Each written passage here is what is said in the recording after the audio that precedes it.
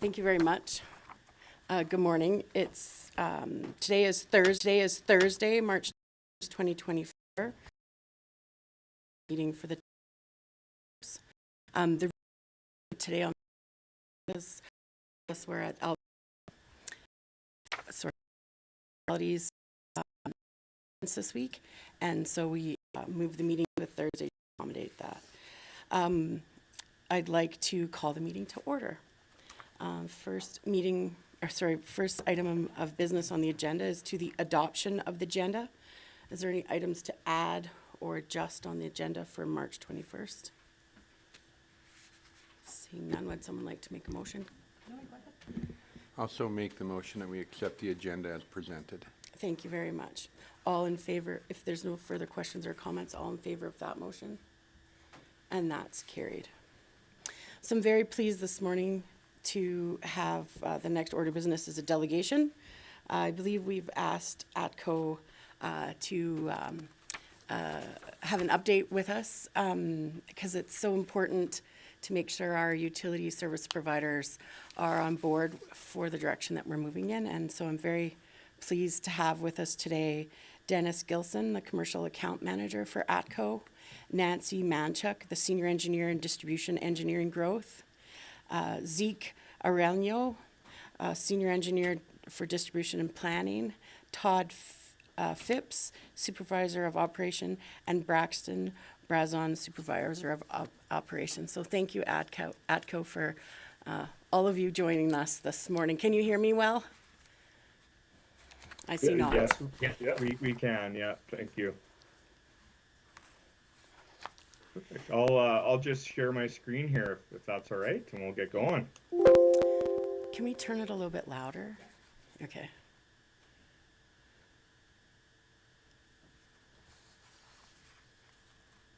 Okay, first, I'd like to thank you guys for accommodating us online today. Initially, we had wanted to come in person, but you know, as spring happens in Alberta, the weather changed, and the weather changed quickly. So, for more than 100 years, we've served Alberta as your natural gas distribution company. Thanks for inviting us to discuss how we can work together to support development in Rocky Mountain House. We're excited to talk with you and learn more about your development plans and how we can work together to support growth. And thank you for coming. We're excited.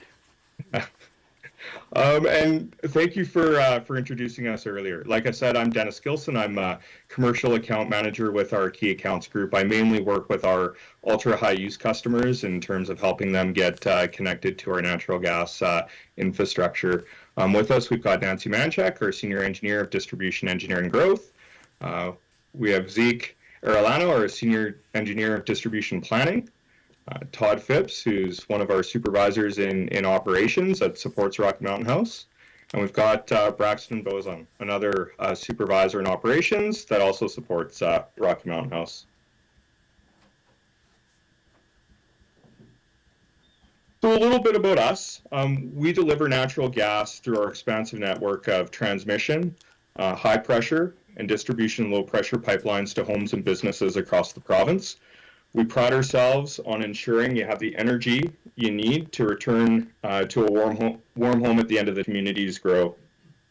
I like to describe us as the FedEx of gas. Braxton will get into this a little bit further on his slide. We transport and deliver the commodity as opposed to the retailers that sell the actual commodity itself. So that's sometimes how I like to refer to us. I'm going to pass it on to Braxton to tell us a little bit about what makes up the natural gas system. Thanks, Dennis. That FedEx one's the first time I've heard that, actually. That's a good analogy. Yeah. But yeah, so what makes up our natural gas system? So this is a simplified version of what our transmission and distribution natural gas system looks like. So at a very high level, the transmission system, which collects gas from either producers or other pipelines, and this transmission system kind of goes all throughout the province and moves gas all throughout the province there. And from the transmission line, the gas goes through what we call our pressure reducing station. And basically, it just reduces the pressure down to a distribution pressure to basically a safer pressure. And then from there, it goes into the individual houses and businesses. But the key takeaway from this slide here is that our system is integrated and everything kind of works together. And sometimes upgrades need to happen upstream to support a need on distribution end. And so, yeah. Next slide. So, yeah, there are various groups at ATCO that supports Rocky Mountain House. We have our key accounts group, who partners with customers to help guide them through our process. This group ensures we maintain communication every step of the way with our customers. So this group has three main focuses. The first is the commercial accounts. And so they support our ultra high use and renewable natural gas customers. And then we have our home builder and developer customers. So they ensured active engagement with our builder and developer segments, providing insight into ATCO's processes and kind of relaying those feedback to our internal groups. And third in that group is the transmission key accounts. So they are focused on outage coordination, communicating with customers on timing of and duration of those reduced flows and during pipeline maintenance and construction activities as well. They champion the customer perspective in internal project planning discussions and try to align work with customers' plans wherever possible. Then we have our regional operations team. So Todd and I are part of that. And this team is responsible for the day-to-day operations of our natural gas. So starting out, we have our field operations. So they support the overall need of the distribution system. So this could be fixing outages or leak repairs or emergency responses. And then we have our service operations or service group. And basically, they support the individual needs of the customer kind of on the meter side. And so it could be furnace checks or checking their meters or checking the regulators at each individual houses. Then we have our transmission operations. So very similar to field operations, but on just a higher pressure. And then we have our engineering group as well. So they're just responsible for the overall system design. We have our planning engineering group, which Zeke is in, and they basically just look after the overall kind of long range growth of the system and trying to figure out the system's capacities and capabilities. And then distribution group, distribution engineering, which is where Nancy's in, looks after the design of those pressure reducing stations or buildings. So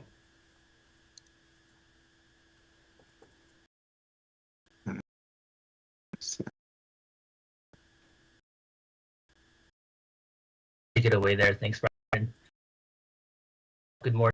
Hopefully everyone can hear me clearly. Confirm. Right. So Braxton went over how or what makes up an ATCO gas natural distribution system. And what I'll go through next will be how the Rocky Mountain House is serviced by ATCO. So this slide gives a quick overview of the Rocky Mountain House distribution system and operations to provide insight on the system's capacity. The figure on your right is a snapshot of the gas distribution piping network throughout the town. The piping network is color-coded based on the operating pressure. So you can see the line that's in red is high pressure gas, and you can see it coming from the east. This high pressure line feeds into the red houses, which are the ATCO gas gate stations, which are the regulating stations that Braxton had mentioned earlier. And the gate stations are responsible for reducing the high pressure gas from midstream pipelines to lower and safe distribution pressures shown in brown, green, and blue. The main town is integrated with 2 gate stations, which not only allows for additional capacity, but also for system backup and security of supply. The house in blue is a district station that takes intermediate pressure coming off the brown pipe and cuts it down to lower distribution pressures feeding the blue pipe. And what this allows for is more evenly distributed pressures throughout the system. There are two other isolated gate stations feeding the piping in green, which are more on the outskirts of town. One is a farm tap unit on the east side, while we have another gate station feeding the south side. And the main difference between an FTU and a gate station is just the capacity that they're able to provide. The three main operating pressures we have within the town are MP1, IP3, and IP5. So MP1 stands for medium pressure, operating at about 100 kPa, shown in blue. IP3 stands for intermediate pressure, operating at about 345 kPa, shown in green. And lastly, intermediate pressure 5, which is IP5, operates at 550 kPa, shown in brown. Next slide, please. So there are a few factors when we consider system capacity. The first one being the capacity of the gate stations that's feeding the system. Using a hydraulic software, we are able to model and determine the flow-through gas required at the gate station based on the gas usage from the customers downstream. In instances where a station is undersized, it will result in lower outlet pressures, which of course, if the pressure at the source is lower, the pressure in the rest of the system also lowers. And this could be a reason we start seeing low pressure concerns and capacity limitations. Another factor is pipe capacity. Undersized piping can cause big pressure drops along that length of pipe. This can cause bottlenecks in the distribution systems, limiting the gas flow to customers. You can see in the figure that based on the consistent flow rates, the resulting pressure decreases with a smaller pipe diameter. Inversely, as the gas demand downstream increases due to growth, the required pipe size to maintain operating pressures also increases. Another factor is operating pressure, which dictate the maximum system capacity. Operating at higher distribution pressures allow for more system capacity. However, the operating pressure is dictated by the age, integrity, and material specification of the pipe that's been installed. You can see that majority of the pipe in blue is situated in the inner area of town where piping was installed as early as the 1960s, whereas a lot of the green piping is in the outskirts in relatively newer areas installed in the 1990s or 2000s. For each operating pressure, we do strive to maintain a certain minimum end of main pressure to ensure there is sufficient capacity in the system. These end of main pressures correlate with capacity utilization limits of about 85 to 90%. So yeah, those are the main factors we really consider when identifying capacity concerns to determine when upgrades are required, which of course is driven by growth and increase in gas demand. Can I ask you a question while you have that slide up? Yep. So on the east side, the tiny house, Yep. where all the green lines are, we're trying to encourage some development, and one of the developers goes from the little... That little red house is a farm tap unit, which has the smallest capacity out of all the gate stations we have in the town. And depending on the type of development we could from the industrial, more so residential or commercial, will allow us to determine if there's any immediate capacity we could provide or if we need to fully rebuild a brand new larger scale gate stations to service that load. So we'll really need to work with the developer and identify what kind of customers or gas usage will be used in that corner section, so that we can determine what infrastructure we need to build. And how much planning for future do you work ahead? So if we did that, and then do you look at the next adjacent properties when you're doing that sort of thing? Absolutely. So based on the municipal, and I'll kind of go through this a bit in the next slide, but based on what we know from the municipality, whether that's from area structure plans or communications with developers, we will evaluate other potential future loads in proximity to that area. And we actually consider or build out our infrastructure based on the forecasted 5-year load increase. But we also consider more longer term, 10 or 20 years, based on the information that we do have in place. So we will try to account for as much growth as we can. Thank you very much.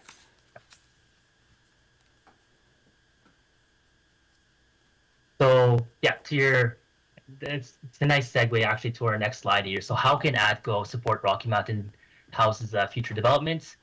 Well, we do have the responsibility to service our customers and will perform system upgrades as needed to accommodate growth. We utilize municipal development plans to anticipate and mitigate capacity concerns before they arise. If we know that there is committed customers and developers wanting to build infrastructure and they have known plans, we are able to effectively identify and plan for those appropriate upgrades to meet their requirements. But of course, completing upgrades and building infrastructure does require time. Time from an engineering perspective to ensure we have a feasible and sustainable design to meet current and future demand, to get proper approvals, and for the safe execution of construction. And really having open and early communication is important to do all of our analysis and design to meet the customer's timing. And the key things that ATCO needs to know are what is the anticipated gas demand and what is the timing. So knowing the total connected load is key for us to appropriately size the infrastructure in an economical and sustainable manner. The more accurate we can be with this information, the better prepared we as ATCO can be to meet the requirements. And from a timing perspective, the more heads up we can get increases our ability to get customers gas service when they need it.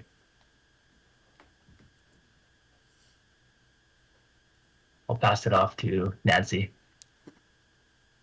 Thanks, Zeke. I just want to do a sound check that everyone can hear me okay. Yes, thank you. Perfect.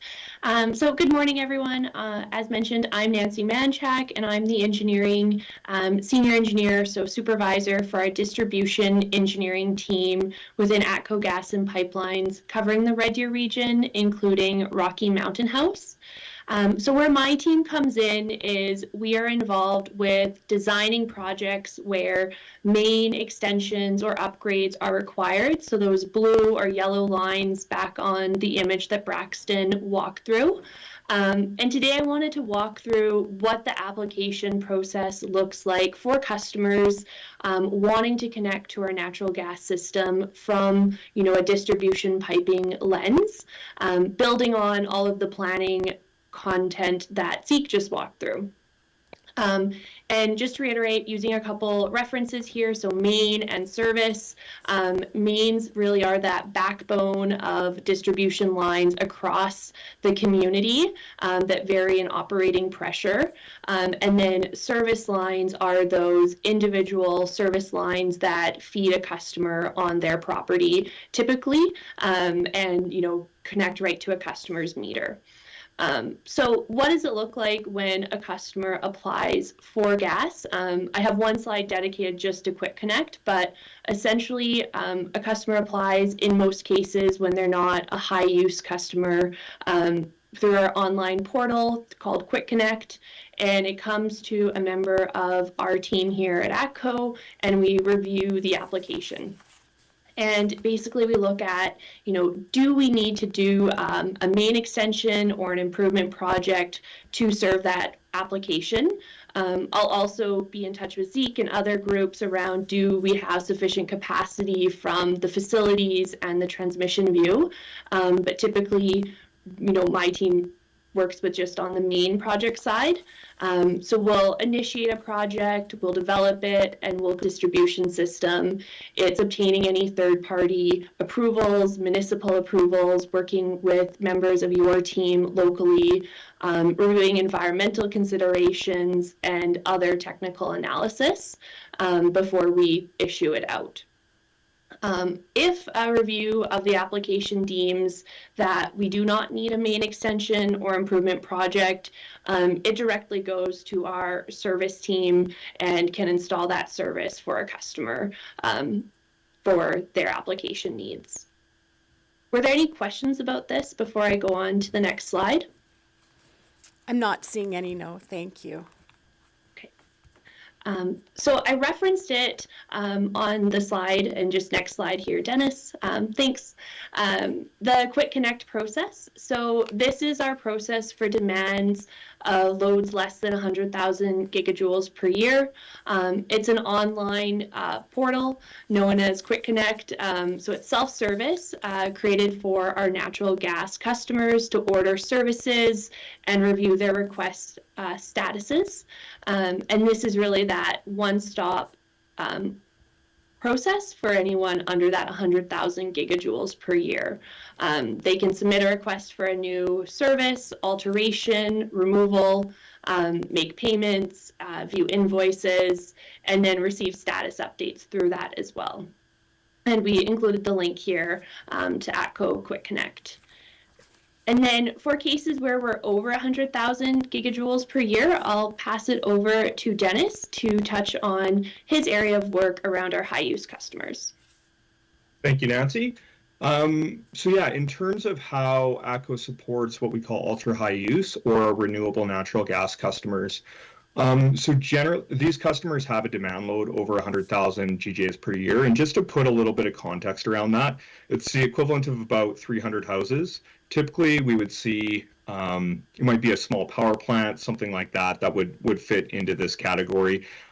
Generally, customers with a big process load where they're using natural gas as part of a process. So these requests are supported end to end from our commercial account managers, and communication and early involvement in these requests is important. Sometimes there can be very unique needs related to gas loads or pressures that may require different solutions. And what we do is we work with the customers right from feasibility all the way through to execution in terms of getting the projects analyzed, ensuring to see what we need to be able to do and understand if we need to do some upstream infrastructure upgrades. So really to initiate these gas connection processes, we have an email address, which is atcokeyaccounts@atco.com. And at that point, a commercial account manager will reach out. We're also reaching out to economic development officers in the various towns so we can understand, what are, potential customers that may be coming online so that we can get ourselves involved early in those processes. So any questions before I move on? I don't see any. Thank you so much. So just overall, in terms of ATCO contacts for development, as Nancy walked through, we have our website link, which is ATCO Quick Connect. That would be for demand loads under 100,000 GJs per year. Anything over 100,000 GJs per year really are larger users. That would come to key accounts, and as I said before, we help and walk through with customers the entire length of the process.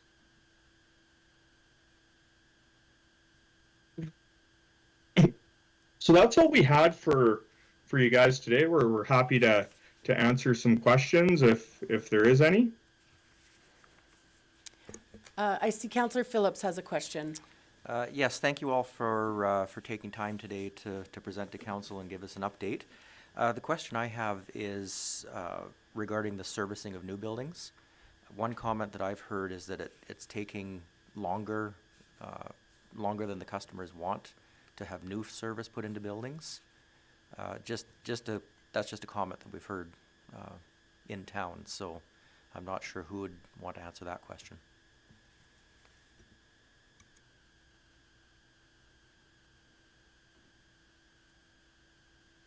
It'd be so for the services, the crew would be coming out of Rock or right here.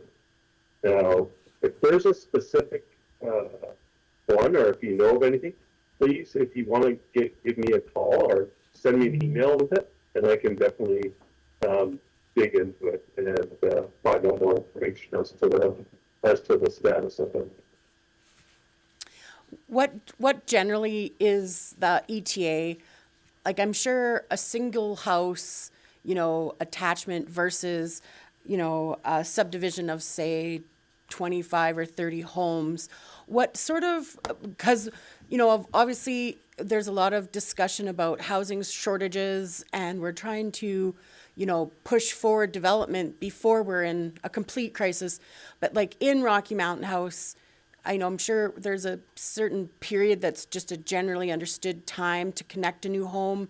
And also, like, if we were going to bring a subdivision and start planning for that, what would the sort of the period of time a person would look at before servicing would be, you know, available?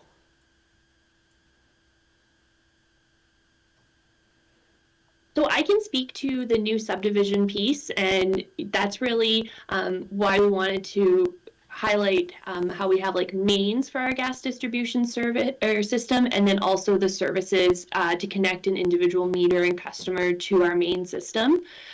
So when a main extension, whether it's for a new subdivision or a new customer, is required, that does require, you know, my team to get involved. We do full engineering, drawing packages, all the third-party approvals. So my comment is the earlier we know about a project or a potential development or subdivision, the better, so that we can work hand in hand to meet the customer needs. Typically, for like simple cases, we're looking at a minimum of 6 months for main extension projects, but then that's the minimum. And for cases, especially if it's a high use customer or more complex, or we need to pull in other groups, that can extend upwards from there.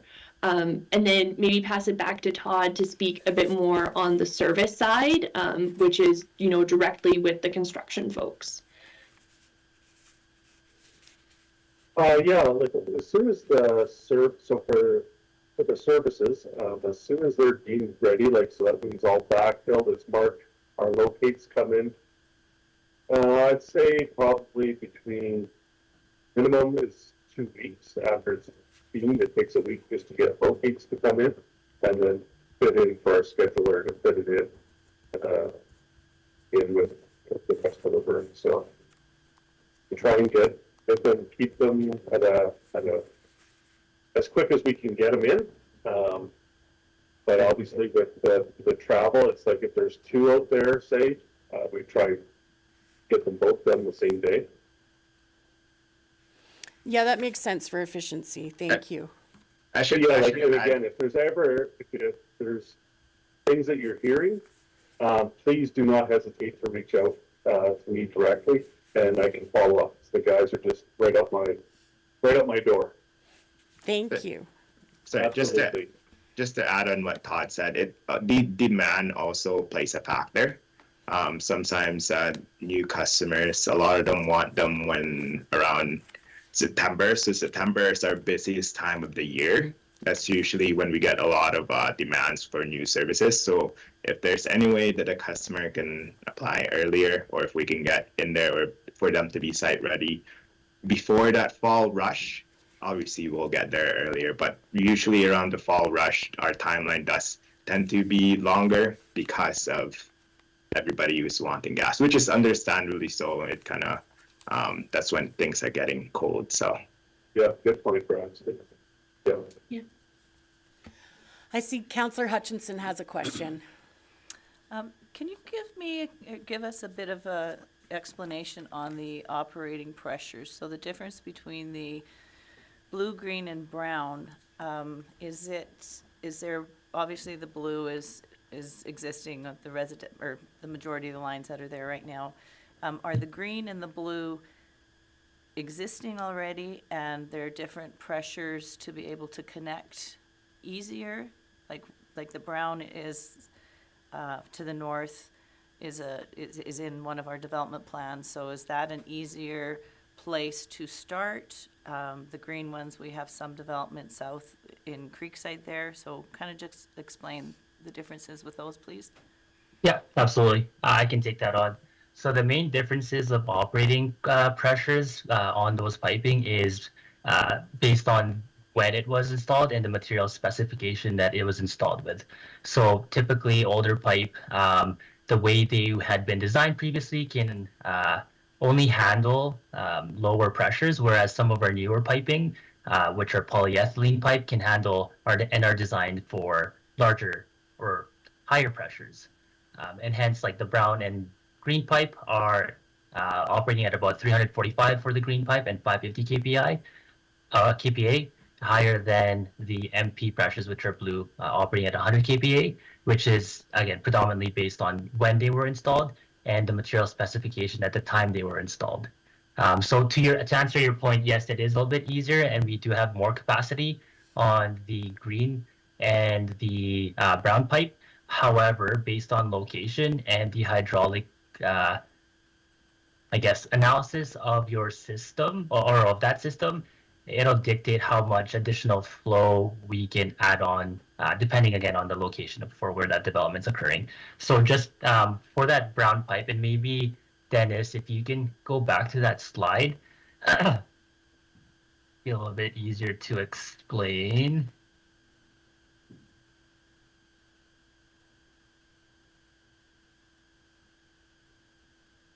Okay, perfect. So yeah, looking at the brown pipe, we see kind of that line coming from the red gate station, moving towards the north west corner, where I believe might be planned development.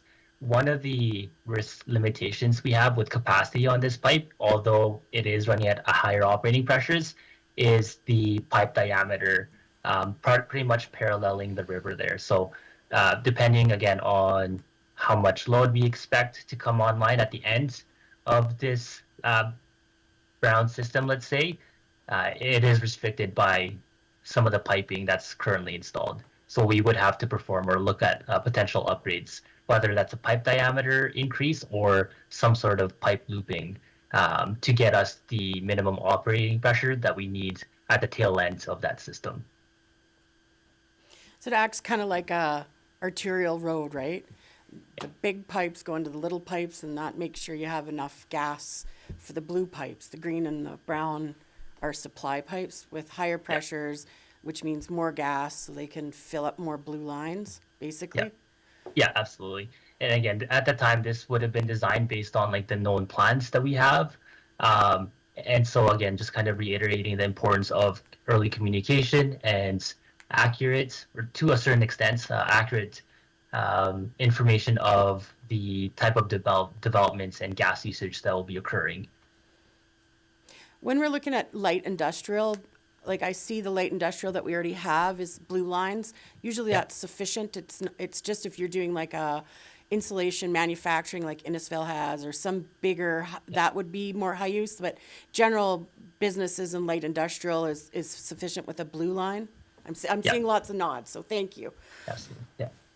Yeah, it'll be kind of based on the customers and what their needs are. A lot of some of the larger scale customer requests that we get, they specify that they need larger operating pressures coming into their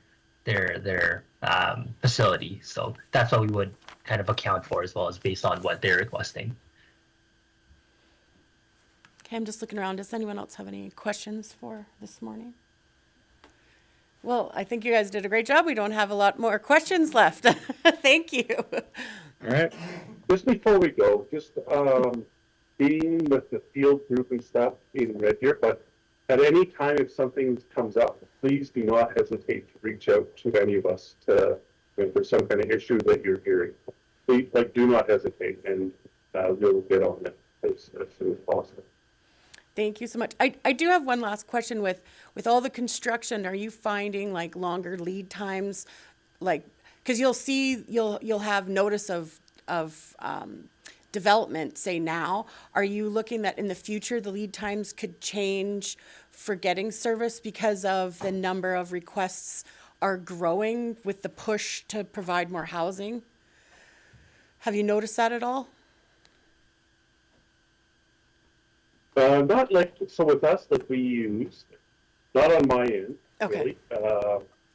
What we have done, we do have contractors also in place, so we do utilize them to kind of take shape if, things are going crazy, essentially. And to help keep up on these timelines that we want to be able to provide to our customers. Oh, perfect. Thank you so much Yeah. for that information. And so on behalf of council, I'd just like to say thank you so much for presenting to us today. I don't see any further questions this morning. And yeah, thank you again for taking time to give us a overview of the processes, and I look forward to sending you plans in the future.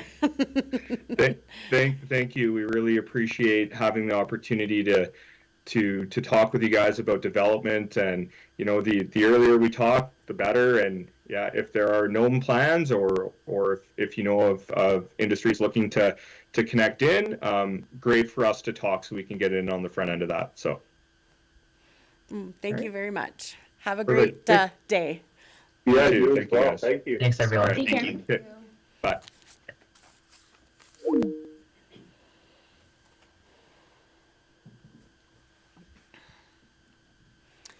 So that concludes 3.1. Moving forward in the agenda today, we're at 4.1, adoption of previous minutes from March 5th. Does anyone have any questions or comments about those minutes from March 5th?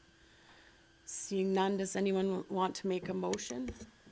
Councillor Phillips. I see Oh. Councillor Actually- Musker's light is on. Councillor Musker, yes. I'd like to make a motion that we accept the minutes from the council meeting of March the 5th, 2024. Thank you very much. Seeing no further questions or comments on that motion, I'll call that to a vote. All in favor of that motion? And none opposed, and that's carried. So 5.1, delegation business. I just wanted to say that, that seems really favorable for the direction that our strategic plan wants to go in. If we have developers, and we can get on things and then move, at least gas lines can move fairly quickly in my estimation. So that sounds like great news for us. Any other questions or comments? Did anyone want to make a motion? Yes, I'll make a motion to accept item 5.1, the ATCO delegation, as information. Thank you very much. With no other questions or comments on that motion, I'll call that to a vote. All in favor of that motion? And any opposed? And that's none, and that's carried. So thank you very much.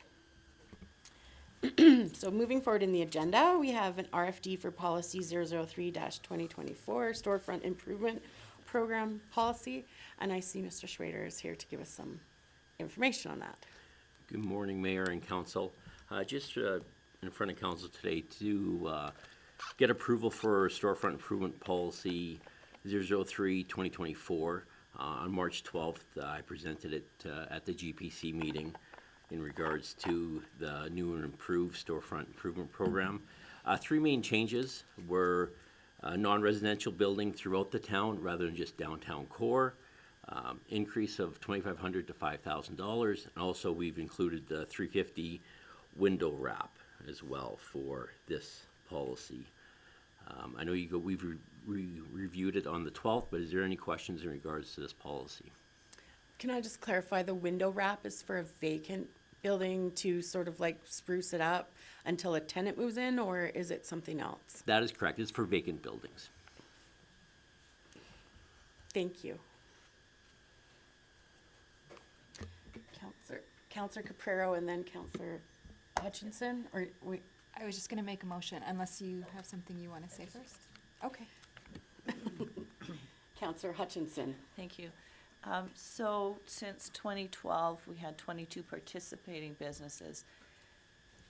Are the businesses that participated then, and depending on the age, do we have any restrictions as to whether they can apply again for a second, because 2012, maybe they want to spruce up and change things again. Is there any restrictions on whether they can apply again or not, or is that up to council's decision?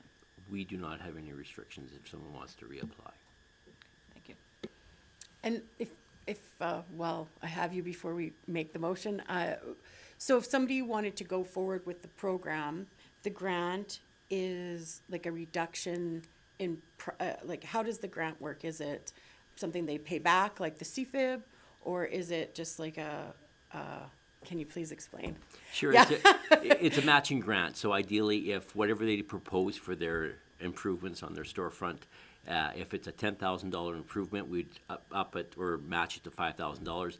If it's only a $3,000, whether it's signage and paint, we'd only give $1,500 for that. And so that's we don't have to pay it back, so it's No, more like a, That is a free money to those Free money. businesses or building owners for the improvements. so we as counselors certainly could encourage anyone to apply for that to spruce up our community. Well, most definitely, and it's non-residential buildings, of course, so throughout the community. And if they wanted to just do like paint, do they, I was reading through the guidelines, they have to stick with those colors that were given, or is there some like discussion over it? It's, Ideally, we try to direct them towards architectural guidelines, which those are the paint colors that we are leaning towards. okay, perfect. And do they have to do all of the architectural guidelines, or could they just do like paint or just do signage? Does it have to be the whole remodel? No, it can be whatever they decide to do out of those architectural guidelines, but they just need to follow those. But yeah, if they just want to do paint, they just follow the paint. If they want to do rock, they just follow the rock side of it. Okay, thank you Okay. so much. Did we have any other questions or comments for Mr. Schwader before we make the motion? Seeing none, Councillor, or Deputy Mayor Caprero. Thank you. I'll go ahead and make the motion. Be it resolved that council approve the storefront improvement program policy number 003/2024 as presented.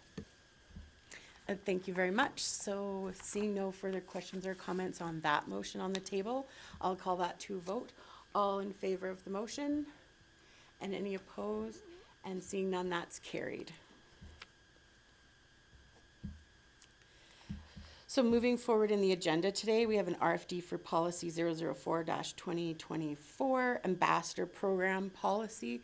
Mr. Schwader, did you want to update us on that one? Sure. This was presented at the GPC meeting on March 12th in regards to the ambassador program. The gist of it is council is looking for ambassadors through the community to volunteer their time to help promote our community, whether it's at parades with our promotional vehicle or helping at local events, promoting what we have to offer within our community and area.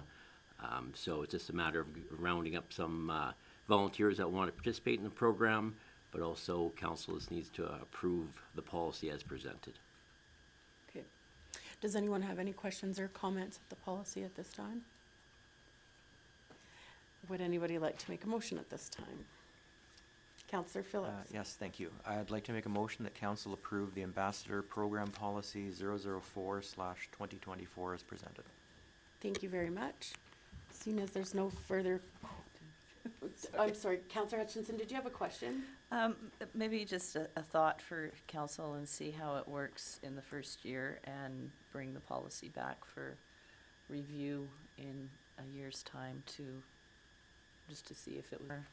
And you would think most would want to come forward through the summer months. So, yeah, maybe we could add that to the to review policy. Can I bring that up now because there's already a motion on the table? So we can, if, who made my motion? Councillor Phillips. If Councillor Phillips would like, we could add it as an addendum, or we could wait and make the motion after his motion goes through. Councillor Phillips, would you like to add that to your motion to review it at service level? Yes, I can add the amendment to add it to be brought up to the service level review for discussion. Does that satisfy you, Councillor Hutchinson? Yeah. So the new motion would be that we approve the ambassador program of 04/2024 as presented and add it to the service level review in the fall. So I just had one question before we went on. So because I'm just wondering if we need to clarify anything in there. So, for example, the city of Calgary has volunteers, and I always call them the white hats. They wear the white hats, and they're very easily identified. Have we put any, and I didn't see it when we talked about it, but I'm just thinking of how I'm going to explain it to people in the community. It's similar to the white hats. have we got any sort of like identifying criteria? Yeah, what was your word? Attire or criteria that we would like our volunteers to, so that we have like a unified sort of like presentation, Mr. Schwader? We were just talking about shirts as far as having an ambassador on the shirt itself, but we never really discussed hats or anything that would stand out per se. I guess that's something we can discuss if you'd like, as far as we have a budget of X amount of dollars for promotional attire for the volunteers. So. Yeah, like, I'm just wondering, like, when I'm gonna go explain it to people in the community to try and encourage them to join in on the program, I'm gonna explain it like similar to the White Hats in Calgary, where you don't get paid, but you just wanna welcome people to the community and you're easy to identify. Like, even if we had Lions vest type, not like safety vest, but like a Lions vest, you know, or some of the other service groups will have something. Councillor Chappelle, did you have something that you wanted to add to that? Yes, I just wanted, there is money in the budget for looking after something for that, so I'm okay with that. What I'm not okay with is adding this on about the service level review. Service level review is exactly that, service levels that we offer our community, and they're all up for review. That's the name of the game when we go to do service level review. So I think that this is redundant and actually a mute subject because every item is up for review. So I don't think it's necessary to put it into this policy. I think leaving the policy originally the way it was, or the motion the way it was, makes sense.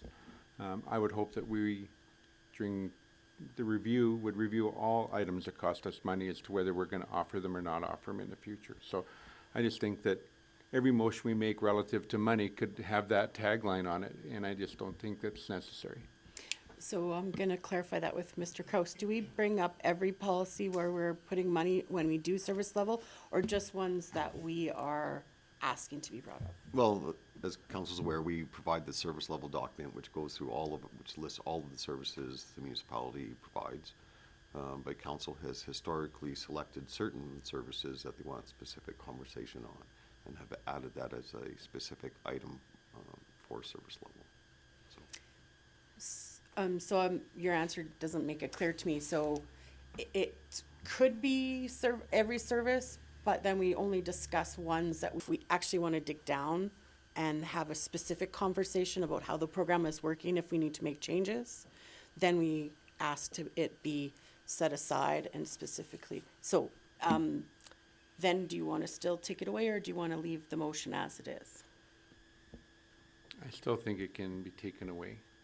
Okay, so now I'm not clear because I guess we've Councillor Phillips that made the motion was okay with amendment, and it's his motion.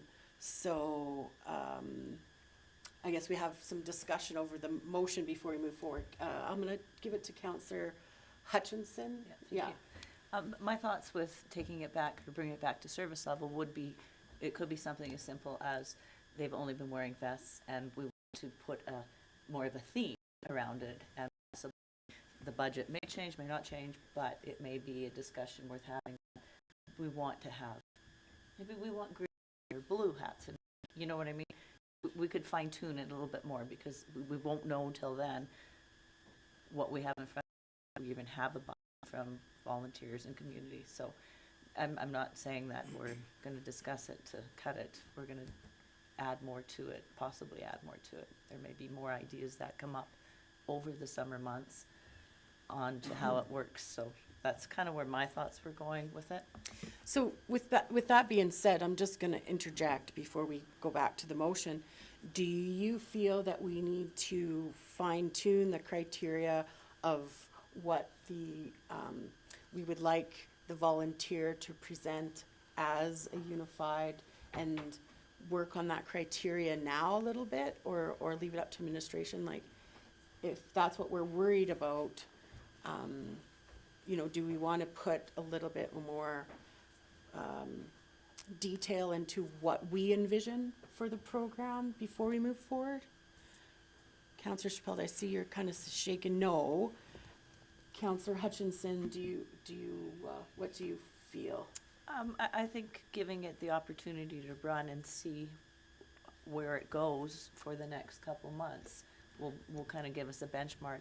I mean, maybe we don't have any people come forward, so we review it again at service level to put maybe, I'm not gonna say stricter guidelines, but Okay. more parameters around what we are looking for. Okay. So with that being said, Counselor Phillips, it's your original motion, and you made the amendment. Would you be willing to make the amendment back to remove the part that was added? And then Counselor Hutchinson can make sure that she has it on her notes to bring it up during service level, and that would make everyone happy with the motion. So I would like to keep it on the motion, just for the reason that when we go to service level, we do high-level discussion on all of our policies and things that we do.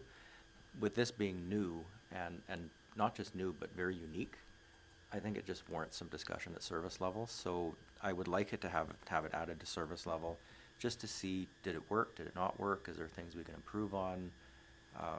Was it a success and we need to enhance on it? I think it warrants more discussion at service level, so I would like to keep it with my motion. Okay, thank you, because it is your motion on the table, and, so is there any further discussion? Oh, Mr. Kraus, your light is on. Mayor, just a recommendation. So the motion on the table actually has council making two decisions in one motion.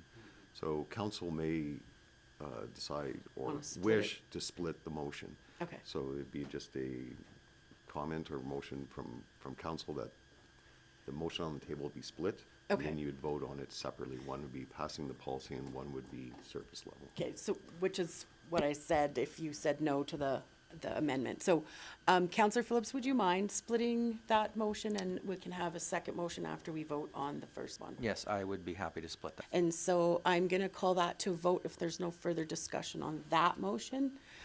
Seeing none, I'll call that to a vote. All in favor of that motion? And so, make a motion. Be ambassador program at the service level this fall. Okay, so do we have any, so we now know that it's gonna be reviewed anyways, but this is sort of like making sure it gets pulled out and it's highlighted when we get to service level review. Is there any discussion on the motion on the table? Seeing none, then I'll call that to a vote. All in favor of that motion? And any opposed? And seeing none, and that's carried. Thank you very much. So that concludes 6.2. Moving forward in the agenda, we are now at 6.3, and I see Miss Button is going to be presenting some of the changes we discussed at the last. Pardon? Oh, that's fine. Oh. I was going to introduce, but I need no introduction, do I? Hi, Mayor and Council. Thank you for having me back again. So we had some question marks around this when we left you at the last GPC meeting, particularly around disposal of animals. So we delved into it a bit. Dead animals are very much regulated by the Animal Health Act and the associated regulation. And so this is why they are treated as specialty garbage, if I can coin such a term. And so for that reason, we looked at some other municipalities, we looked at the regulation, we looked at everywhere in that we would be compliant ourselves and also encouraging our residents to be compliant. And that will be, I'll focus on this and then we'll review the other ones, that dead wildlife or domestic animals weighing less than 22 pounds or 10 kilos, they can be securely double bagged and placed in your black bin at the curb. The black bins at the curb get dumped into the truck and taken directly to a landfill that meets the Class 2 landfill, which is one of the authorized places to dispose of a carcass of an animal. The Eco Center is not a landfill. It doesn't have the same processes in place in terms of handling garbage, and so we cannot accept dead carcasses, even double bagged there, because there is the risk that they would be handled by staff people, and so a safety. So you can put your poor dead pet in a double bag in your black bin if it fits, and so that's why we've chosen the 22 pounds, 10 kilos. Anything larger than that will unlikely to fit securely in a bag and then with the lid closed. So anything larger than that would have to be taken to the landfill, and that is to comply with the provincial legislation that's in place for safety and security of health and safety of people and animals. There's other regulations in there to do with farm livestock and reportable diseases and things, far greater than what we get into here.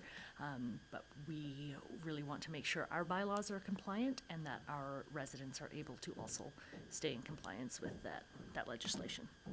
I feel very comfortable with those changes. I think it makes sense for our community, and I'm happy with that. Councillor Phillips. Just a point of clarification. So the 22-pound double bag that goes into the black bin, is that a whole carcass or is that fish remnants?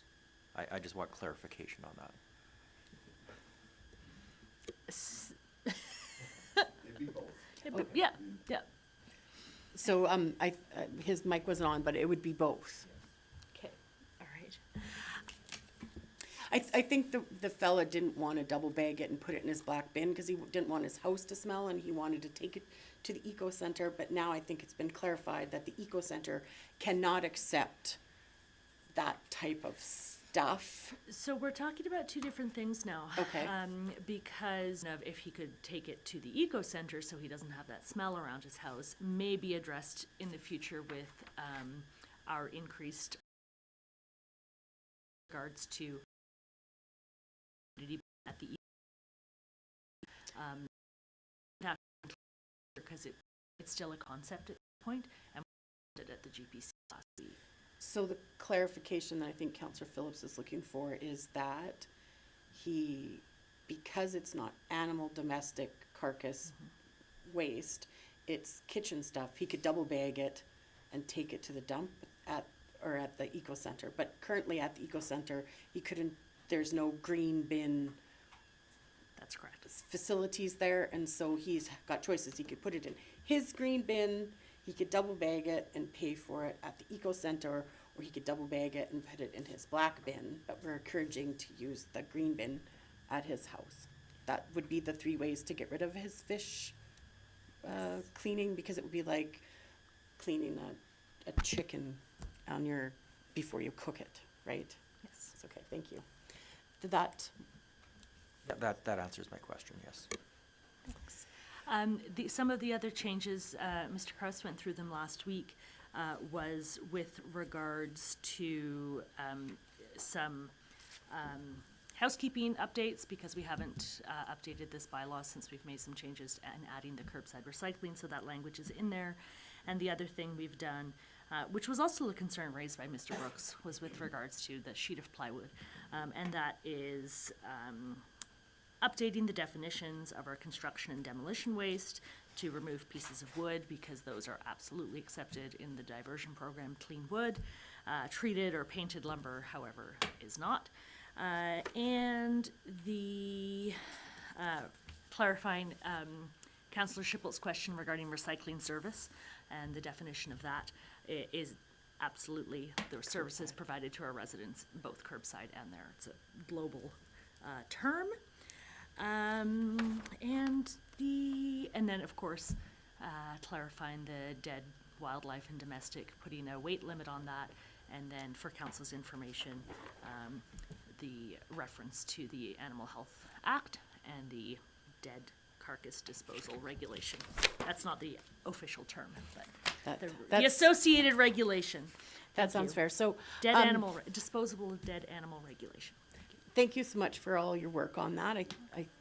I'm looking around the room and I do not see any further questions or comments. Oh, sorry, Councillor Hutchinson,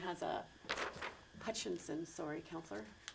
Just going over Schedule C penalties, would this fit in, I mean, if we found somebody or somebody was caught in the act of disposing at the eco center a carcass or something they shouldn't have. Is that covered underneath the fees or the penalties? Like, for instance, I didn't look at the section numbers. Like, Or as would for a that fine? need, yeah, or would that need to be added under section, what section is our animal one under? So is there not just a blanket one that if you're not following this bylaw, you could receive a ticket? So the depositing a prohibited material at the Eco Center there, it's fourth from the bottom. Would cover it. Cover it? Do I see any other questions about the policy before us? And again, thank you so much for all your work on the changes. I think that's great. It was a team effort.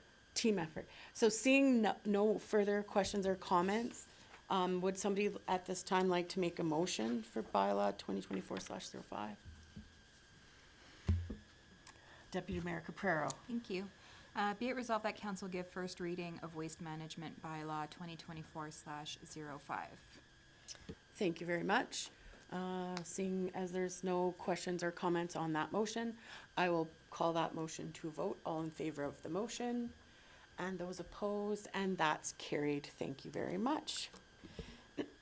Is there any further motions at this time? Councillor Chappelle. I will give it second reading if you'd allow me, Your Worship. Let it be resolved the council gives second reading to the Waste Management Bylaw 2024/05.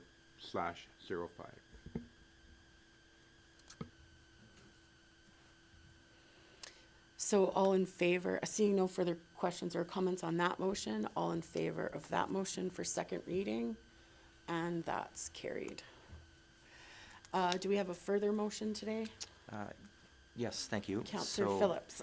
as we discussed this bylaw extensively at our last GPC meeting, I would like to move on and make a motion that council give unanimous consent to proceed to third reading of the Waste Management Bylaw 2024/05. Thank you very much, Councillor Phillips.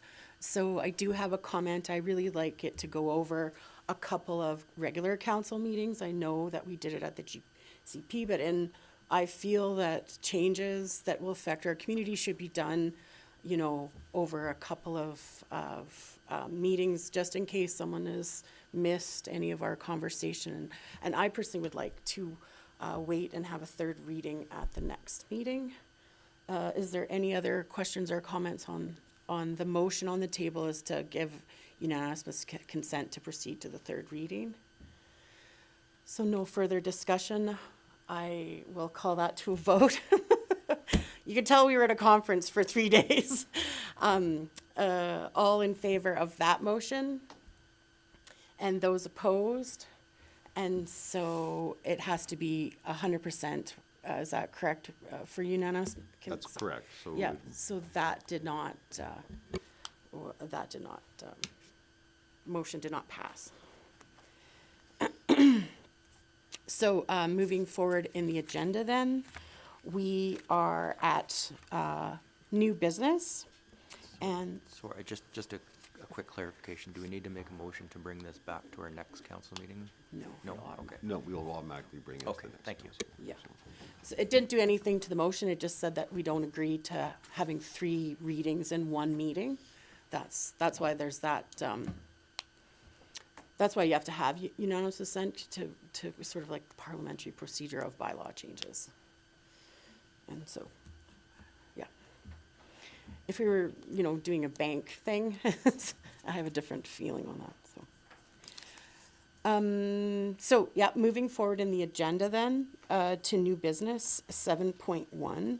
Notice of motion for Councillor Hutchinson brought forward, energy efficient grants. Councillor Hutchinson, did you want to, speak about it? No, I was just gonna put the motion for it, that council directed Min to investigate possible energy efficient grants that may be available for consideration for town plans and operations that align with our guiding principles in the strategic plan to the May 14th, 2024 GPC meeting. Does anybody have any questions or comments about Councillor Hutchinson's notice of motion? Deputy Mayor Caprero. Thank you. I wasn't here for that meeting when a lot of these notices of motions had come up. Just curious, like an example maybe of what it may be directed towards? Like, I just don't understand how it. There's a number of grants available through the energy efficient program. I believe, I'm gonna say, was it Innisfil just did 2 electric Zambonis through grant money. Anything that might come up, it might be, maybe we want to look into solar panels on the pool or the rec center. There's just a ton of them available, and energy efficiency is the direction that everybody's, and it aligns with our green kind of ideas going forward. So anytime we can get available money, and if we have projects and considerations in place, which ties into the next motion I have, but you know, we could have a list of 10 things that could possibly have some type of energy efficiency, and if that's on our plate, when it comes up, staff can see it and just put it through. So that's kind of where I'm going with that. Okay, thank you. So, like, I had a similar question as Deputy Mayor Caprero, and actually, it was just given the motion. Now's the time to ask questions and see why we're doing the motion and where it's going and where it comes from, and explain the motion. Because at the last meeting, you just give the motion, and then now's your opportunity to discuss it. So you didn't miss anything. Yes, and so, you know, like, I think sometimes giving clear direction, I'm sure they can look through the whole gamut of stuff, but is there something specifically on your mind? You know, like, rather than going through the whole grant policy and I mean, that would take some time. Just, do you have something specific in mind? Well, maybe we should have put the next motion forward first, because that's, I can explain that farther when we go, but the municipal energy manager position is, this is a second intake, is it intake or outtake? From them to be able to hire a position which is funded by the Municipal Climate Change Action Center, and that's a position that can go throughout all town facilities, buildings and whatnot, and see where we are deficient, and then could give us direction to go forward with kind of with this motion. So your idea of this motion is not to have administration do it, but to then seek a grant from Municipal Climate Change to have that new position go through the first grants and see if anything are applicable? Is that your concept? Like, that's your idea? There's 2 separate programs. And I think staff would be able to, admin would be able to go through the grant process and the possibilities and be able to highlight things which would be, I mean, they know our facilities better than we do, and be able to go through quite easily and say that, you know, this is a possibility that we could go forward.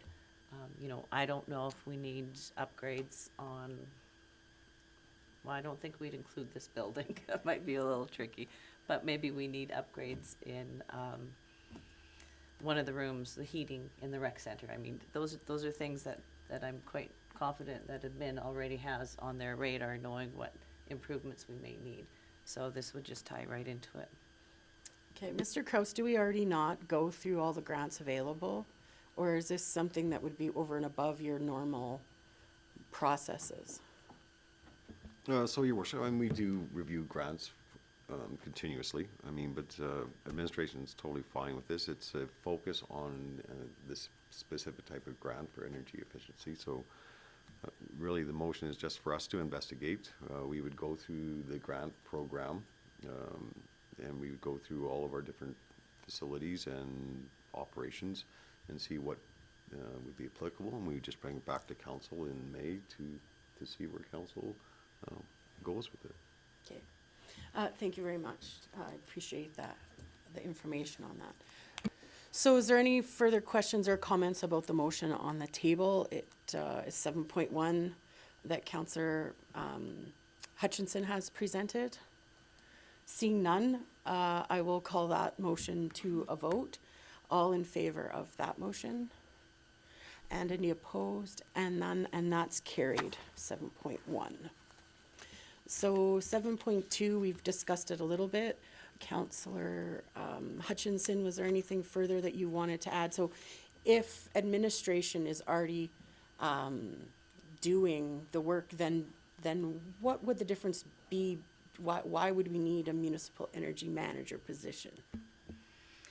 Part of the program offers support and like a toolkit that can be used for if we find out that this is feasible to get the grant for this position.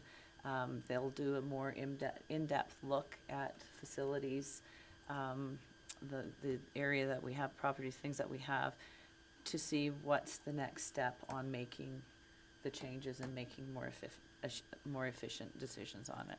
And it's a government program grant. If you go to the Municipal Climate Change Action Center, it's full of information on programs that have been put in place, municipalities that have had this municipal energy manager position. This is a second intake for the granting for this position. So do you have examples of other communities, like, to discuss about it? It's okay if you don't, I'm just curious if you already have that. Again, there's a whole ton of information on their page. I'd done a webinar on it. I don't know how much specifics you want as to who, what, where. Again, it's just directing admin to look at the feasibility of if it's even warranted. You know, there may be criteria of we need 20 projects that need to be evaluated. I don't know yet, but if it's something that we can go forward with and it's granting money, it fits into our strategic plan. So I had investigated it and thought it could be a good opportunity for the municipality. I see Councillor Musker's got a question or comment. Yeah, thank you to Councillor Hutchinson. Is this a permanent position? Do you know much about it regarding that, or because I'm guessing with the manager looking at energy efficiency, I think there's low-hanging fruit initially, but like, is this a temporary thing or a permanent position? I believe the funding is for a year. So just reading off their website, conduct energy audits on the highest energy consuming municipal buildings, develop an energy management plan, educate facility managers on best practices, reduce greenhouse gas emissions, and lead energy efficient retrofits from start to finish. So it's year one is a maximum of $80,000 per year, and up to $20,000 in rebates to support the implementation. Year two drops it down to maximum $40,000 per year, if that helps. So, thank you very much. Do we have any other questions or comments? My concern always with a temporary position is after you have a position, then you feel like you have to maintain that position, and I'm not, without the granting there, I don't know if, I really feel strongly that we need, I mean, we can certainly see if the grant is there, but, I mean, we're bursting at the seams here already for positions and locations of staffing. You know, how would it fit in? Councillor Hutchinson? Yeah, just another quick fact. So between 2019 and 2023, which was round one of the Municipal Energy Manager Program, 26 energy managers supported 37 communities, influencing over $2 million in annual energy savings. So you may be paying a portion for this position in year two, but if we can save, especially with the amount of money that you know, we had a tax increase because of such an increase in our utility costs as a municipality. So to me, it's worth at least checking out, bringing back information to see how we feel. Thank you very much. Do we have any further questions or comments about this motion? Seeing none, I'll call that to a vote for item 7.2. All in favor of the motion? And those opposed? And that is carried. So moving forward in the agenda, it's 7.4, the airport building. So I've brought, 7.3. sorry, 7.3, thank you, Deputy Mayor. I checked the wrong checker. So RCMP positions. So without giving out any confidential information that's discussed at the policing meeting, I'll just discuss what my thought process is behind this motion.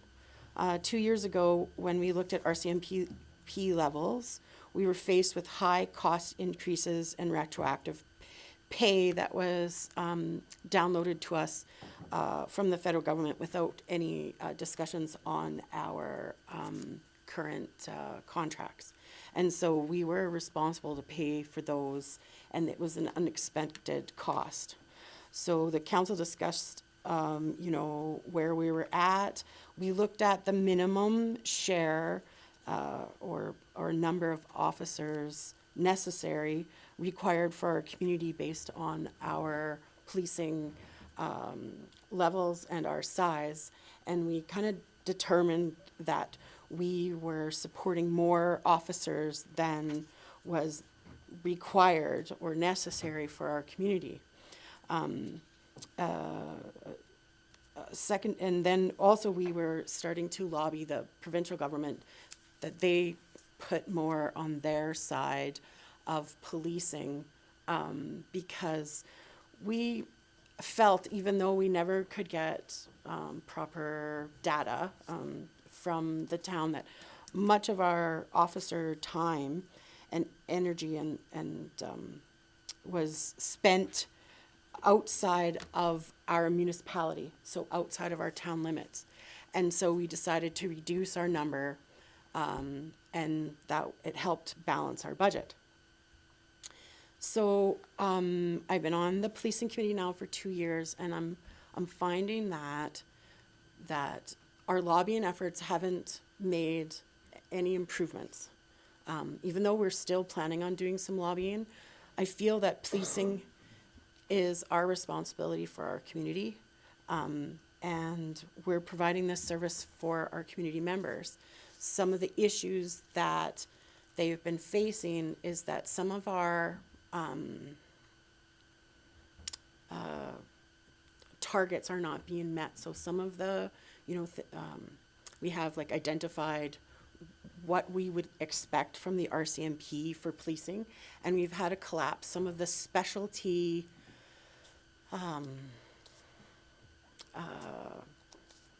programs, specialty programs the RCMP uses in our community to provide special policing. So we're still policing 24 hours a day. We're still, providing service. So there's two things happen, was that now we're providing, because we're short those members, and people sometimes are sick, and people sometimes get transferred, and people sometimes we have other positions available. We're spending probably as much money or more because we're having to pay overtime, and we're burning out our officers because we've lowered our number that we're paying for. And the second thing is that we've collapsed these specialty programs that were really doing a high impact for our community. They targeted repeat offenders and sort of major crimes. And so I feel that maybe perhaps we should look at, again, like still continuing to lobby for the federal and provincial side to step up. But I don't want to be in a position where we say that our RCMP officers that we're paying for have to stay in town, because I have friends in the county too, and I don't want to handcuff our program to say that. So this is where the discussion comes around. And so that's what's going on with that. Councillor Phillips. Thank you. So I agree with you in principle that yes, we need more RCMP members at our detachment, I disagree in the fact that it shouldn't be on the municipal side. Currently, we are at about 472 population per officer in Rocky Mountain House. The average is 650. We're already paying for more officers than municipalities our size that are doing. And this is something that should be on the federal side. I sat in on the policing committee meeting as well, and this is something that we are lacking in federal officers. And this is something that, yes, we need the officers, but the town of Rocky Mountain House doesn't need to be paying for them. It needs to be on the federal side. And that's something that we need to be advocating K-Division to bring these officers in. Right now, you know, based on the staff sergeant's report last time, we have no corporals in our detachment. And we're not getting recruits out of depot because there isn't any recruits out of depot. There's such a demand. So adding more officers on the municipal side with our MPSA, I don't think is going to solve the problem because they haven't got the officers to even fill the positions that they're currently lacking in, which is affecting our crime reduction unit. But I do believe that this isn't a municipal funding problem. This is a federal funding problem, and I don't think that the town of Rocky Mountain House should be picking up federal duties. That's something that the federal government should be paying for, and I will advocate very hard with K-Division that has to go on the federal side. So I agree 100% we need the officers, but I don't think the town of Rocky Mountain House should be paying for that. Thank you very much, Councillor Phillips. I appreciate your input. I really just wanted to bring this to the discussion of council to make us all aware of what's happening. And like maybe we need to reassess. Like I love our peace officers and I know that we had big discussion over them, but RCMP officers work a 24-hour schedule and they're being scheduled to fill in the gaps throughout.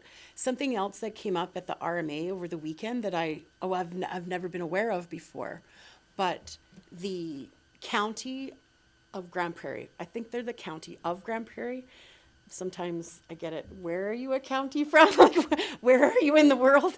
And it could be just a county outside of Grand Prairie, but they pay for 5 officers themselves in the county, and they pay, like they hire them and they subsidize the detachment so that, and then those 5 officers can't leave the MD, like they don't go in town and they don't leave, like they are confined. That's the way he described it to me. He says they're confined to the service area. And so maybe if we put 2 officers and they're completely confined to town limits, or we talk to the county and ICC and say we're really struggling to pay for members. If you feel the policing is adequate. Now, we are coming out of COVID where all of our policing numbers were quite low for whatever reason, and our stats are starting to come back up again. But I want to open the discussion. I strongly feel that we should have 2 more members back in service, and I don't really want to wait till we have a new federal government to make those kind of things happen. I know it's a costly thing, but I feel strongly that policing is important to our community. And so Councillor Schipel has not spoke yet. I will go to him. Thank you, Your Worship. I tend to agree with Councillor Phillips. I think policing is a bigger issue in our community, and that involves overall policing, RCMP and our CPOs as a big picture, and we need to have a look at that. I think this is a service level review discussion. I think it was at RMA that we were just at, we heard where the question came out is, are we getting the services we're paying for in municipalities? And I think that's really the bigger question here. Are we getting the services we're paying for? By the numbers Councillor Phillips quoted, we're obviously paying more than we should be paying, and the taxpayers pick up the burden of that. That's a cost directly to your, on your tax bill when you get it. Mm-hmm. And so I think that overall, I think it is a service level discussion. Because there's a significant cost involved in that. And even further than that, it's probably a discussion with K Division saying, where are we at? Because it just doesn't make sense. Why are we paying so much for policing here? And we've heard situations in town where there's been no members, and I think that to me indicates that what we're paying for, we're not getting. When there's, you know, hour-long waits for an accident in town and nobody's in town from an RCMP perspective.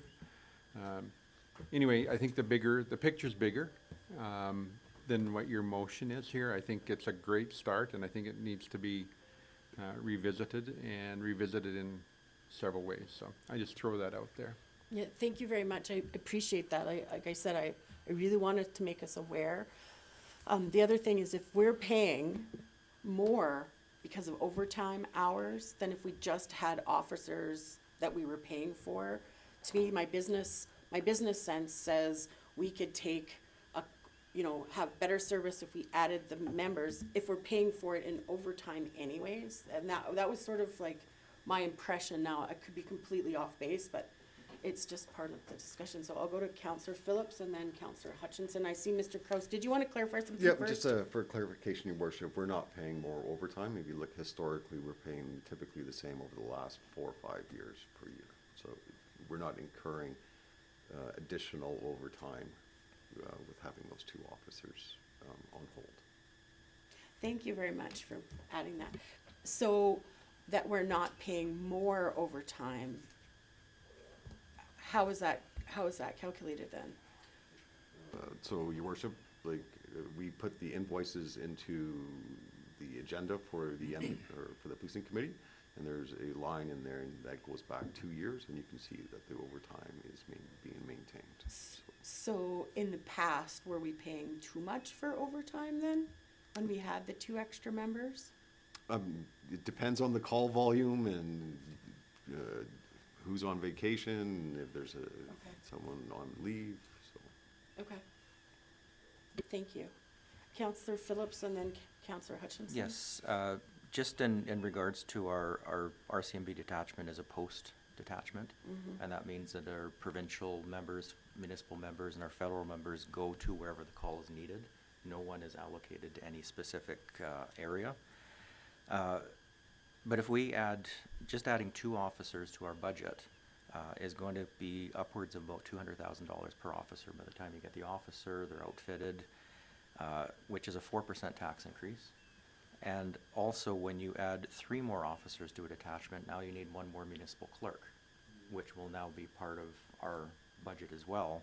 So just to bring in 2 officers, we're talking over a 4% tax increase, which I'm not comfortable with. Yeah, we need the officers for sure, but right now our detachment is running at 57% capacity, and that's not due to the town of Rocky Mountain House. That's due to the fact that they can't get officers out of depot, and they've transferred officers out of our community, and we haven't gotten officers transferred back in. Currently, we have 16 officers on the provincial side, 12 on the municipal, and 4 on the federal side. We need officers on the federal side. That is where we were lacking, and I wholeheartedly agree. We need more officers, but they need to be on the federal side. We need to advocate against K Division for that, because having a 4% plus increase to the residents of Rocky Mountain House for something that's a federal responsibility, I'm not comfortable with. And certainly, and I'd like to respond to that, because that was part of our making a balanced budget. The simple thing was low-hanging fruit, remove 2 officers, instead of looking at some of the other things that we were reducing the budget for when we had discussions about it. It was like, we could work harder to make the budget balance, but if we just eliminated these 2 positions, we would balance the budget.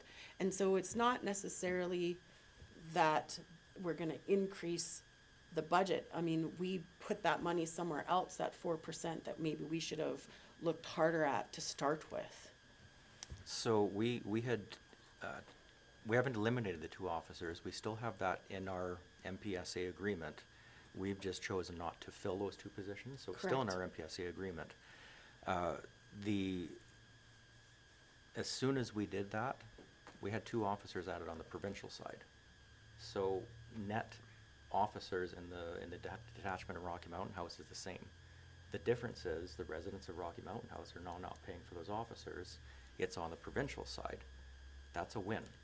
We know that our population per officer has been disproportionately large, or small in this case, for years, and going on for way too long. We have been talking to K-Division about it, and they weren't doing anything about it, so we did, and they immediately added them on the provincial side. So from a policing point of view, it hasn't changed. Our detachment still has the same amount of officers. The difference is we took that money out of the Town of Rocky Mountain House budget, and it was put onto the provincial side. So that's good governance in my point of view. We made a win. We called the bluff of K-Division, and they flinched, and they put the 2 officers back in on the provincial side. So to me, for re-adding these 2 officer positions back on the municipal side is not the way that we should be going with this. It's a problem, I agree. It's a total problem. We need more officers, but I don't think that should be on the provincial side. It's got to be on the federal side, because it's 16, 12, and 4 federal officers, 16 provincial, 12 municipal, 4 federal.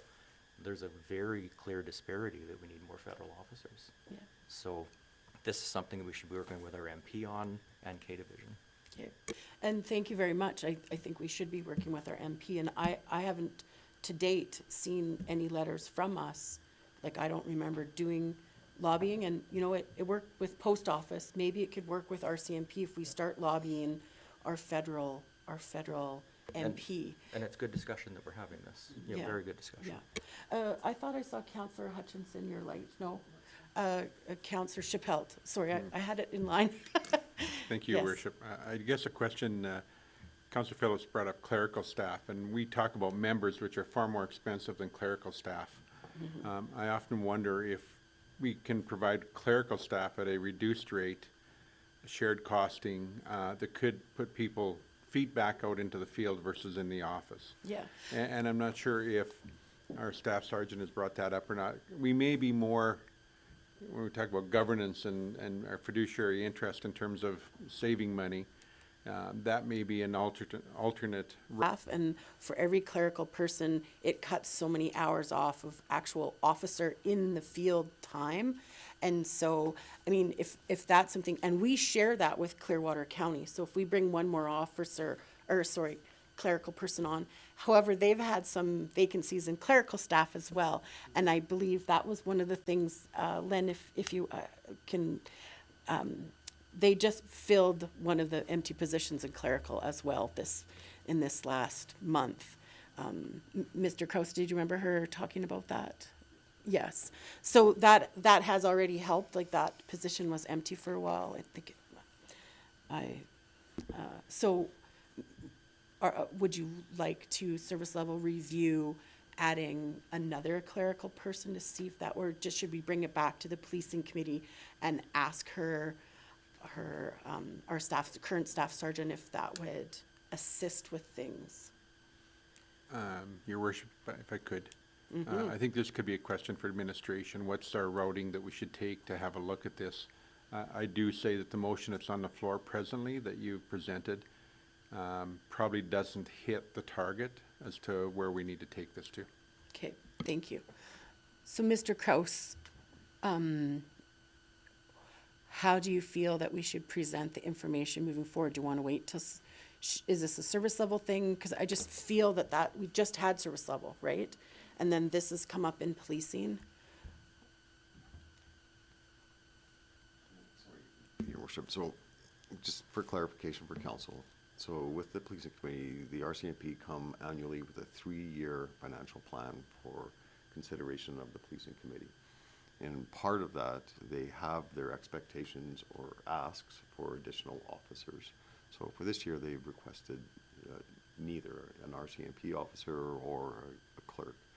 So I think, just trying to look at it quickly, I can't find it quickly. I think next year they're looking for an additional clerk, if I recall right. So it'd be good to probably take this to service level, and where council can have a fulsome discussion on the RCMP's 3-year financial plan. Okay, yeah. So I don't mind withdrawing my motion. I just thought it was really important to have this discussion, as we are, it's our responsibility to ensure that we have, you know, are looking after and providing the right service for our community. And so, I will, what did I just say I was gonna do? Withdraw. I would like to withdraw my motion at this time.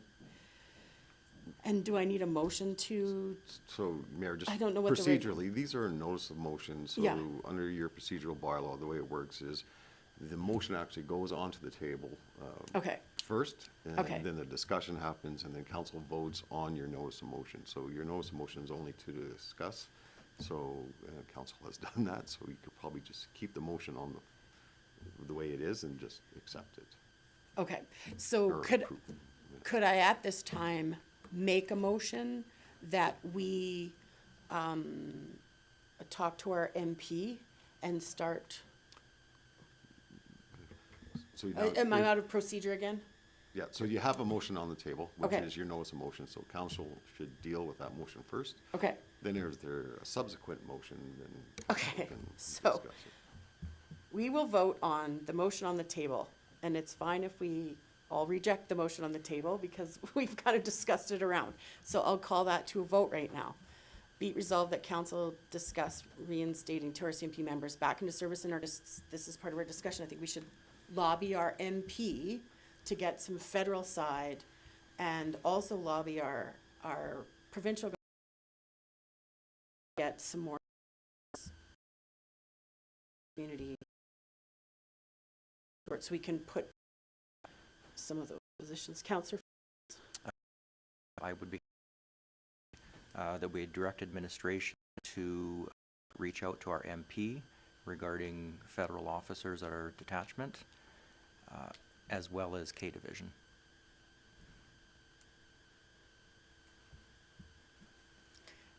and is K Division, that's what handles the provincial side of things?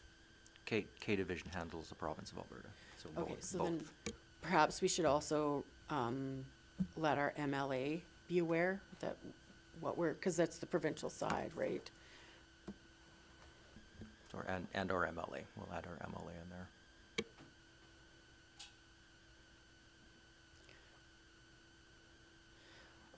Additional officers so we can reach our policing goals.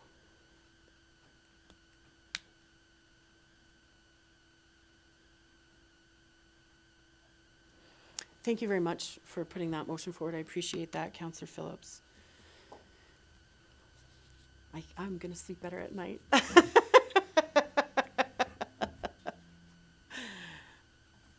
Okay, so the motion on the table is to direct administration to reach out to our MP, MLA, and K Division regarding additional officers so that we can achieve our policing goals. Any questions, Councillor Schippelt, about that motion? Your worship, if I could, to Mr. Phillips, to Councillor Phillips, I most certainly support this motion, and the numbers you quoted earlier, I think, are really give reason to why we need to do that. So if our numbers are so lopsided in terms of what we pay and what we get, I think all those individual government departments and K Division have to be aware of that, and we need to voice our opinion on that. So thank you for that motion. Councillor Hutchinson, do you have comments? Yes, thank you. I just am a little bit unclear about the wording that says we can achieve our policing goals. Maybe that could be reworded a little bit differently because as far as I'm concerned, our goals have been met. We have 12 members that we're paying for, so I'm just looking for maybe some clarity on that or a little bit different wording. So, Mr. Kroos, we contract with the police and we give them goals. Mr. Kroos, maybe you could clarify my language a little bit about, and because we're had to collapse those groups and we don't have enough officers for those specialty things, then she's not meeting our policing, some of our policing goals, because I clarified that in the last meeting.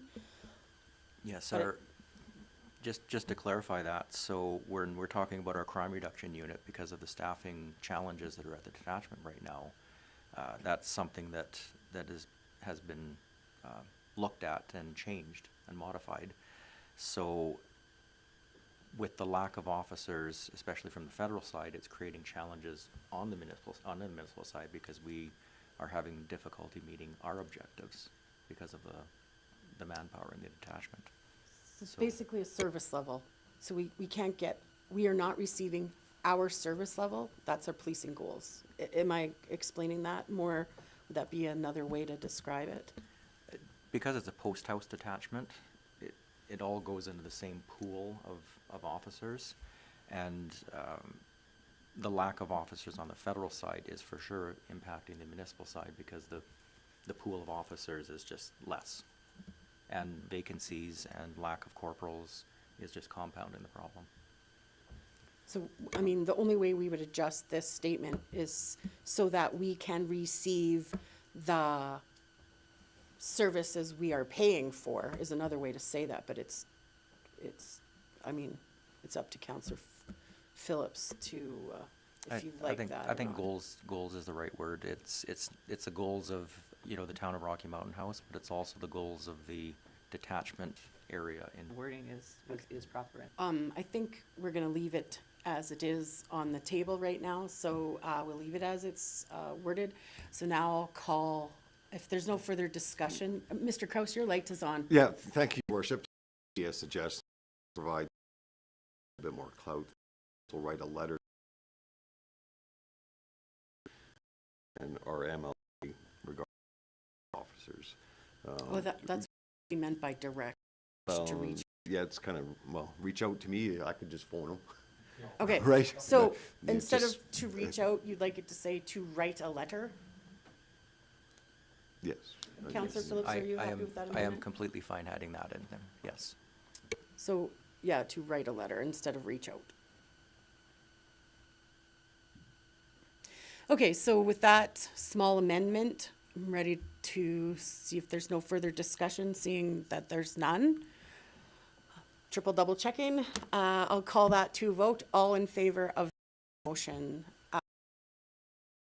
That motion, Councillor, just checking if you're voting which way, if you're ready to vote. Okay, so, and then any opposed? Councillor Hutchinson, I didn't see you vote either way. Should I recall it? No, I didn't. Oh, did you? Okay. We're waiting for Dale So- to wake up. Sorry, I thought maybe you were just gonna say no, and that's why I missed you. So, okay, so that motion is now carried. It's hard on a Thursday rather than on a Tuesday. So at this point, I would like to take a brief recess. Yeah. So let's call a 10-minute recess.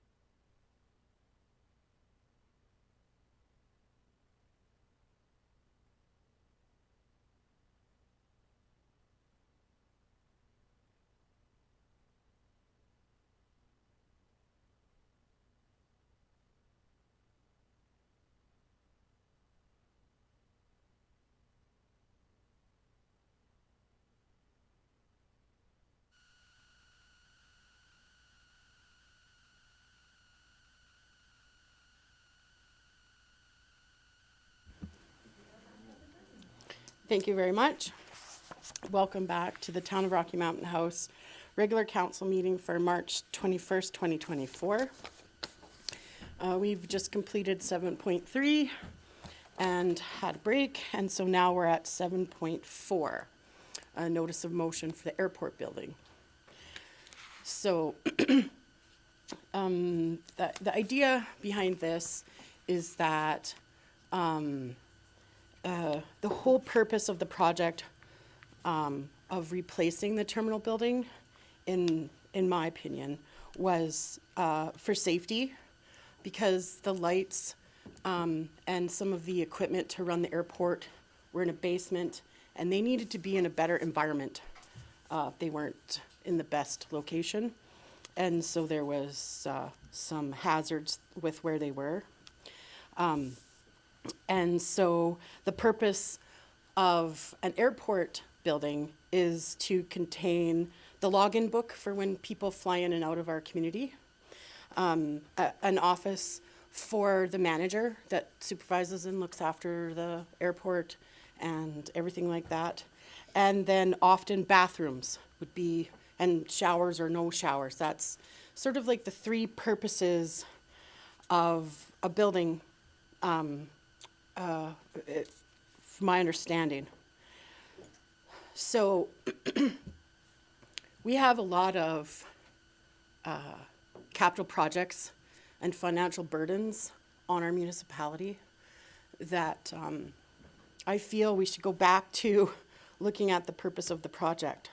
So through the project, part of the way it's going to happen, because definitely that current building needs some replacement and repairs.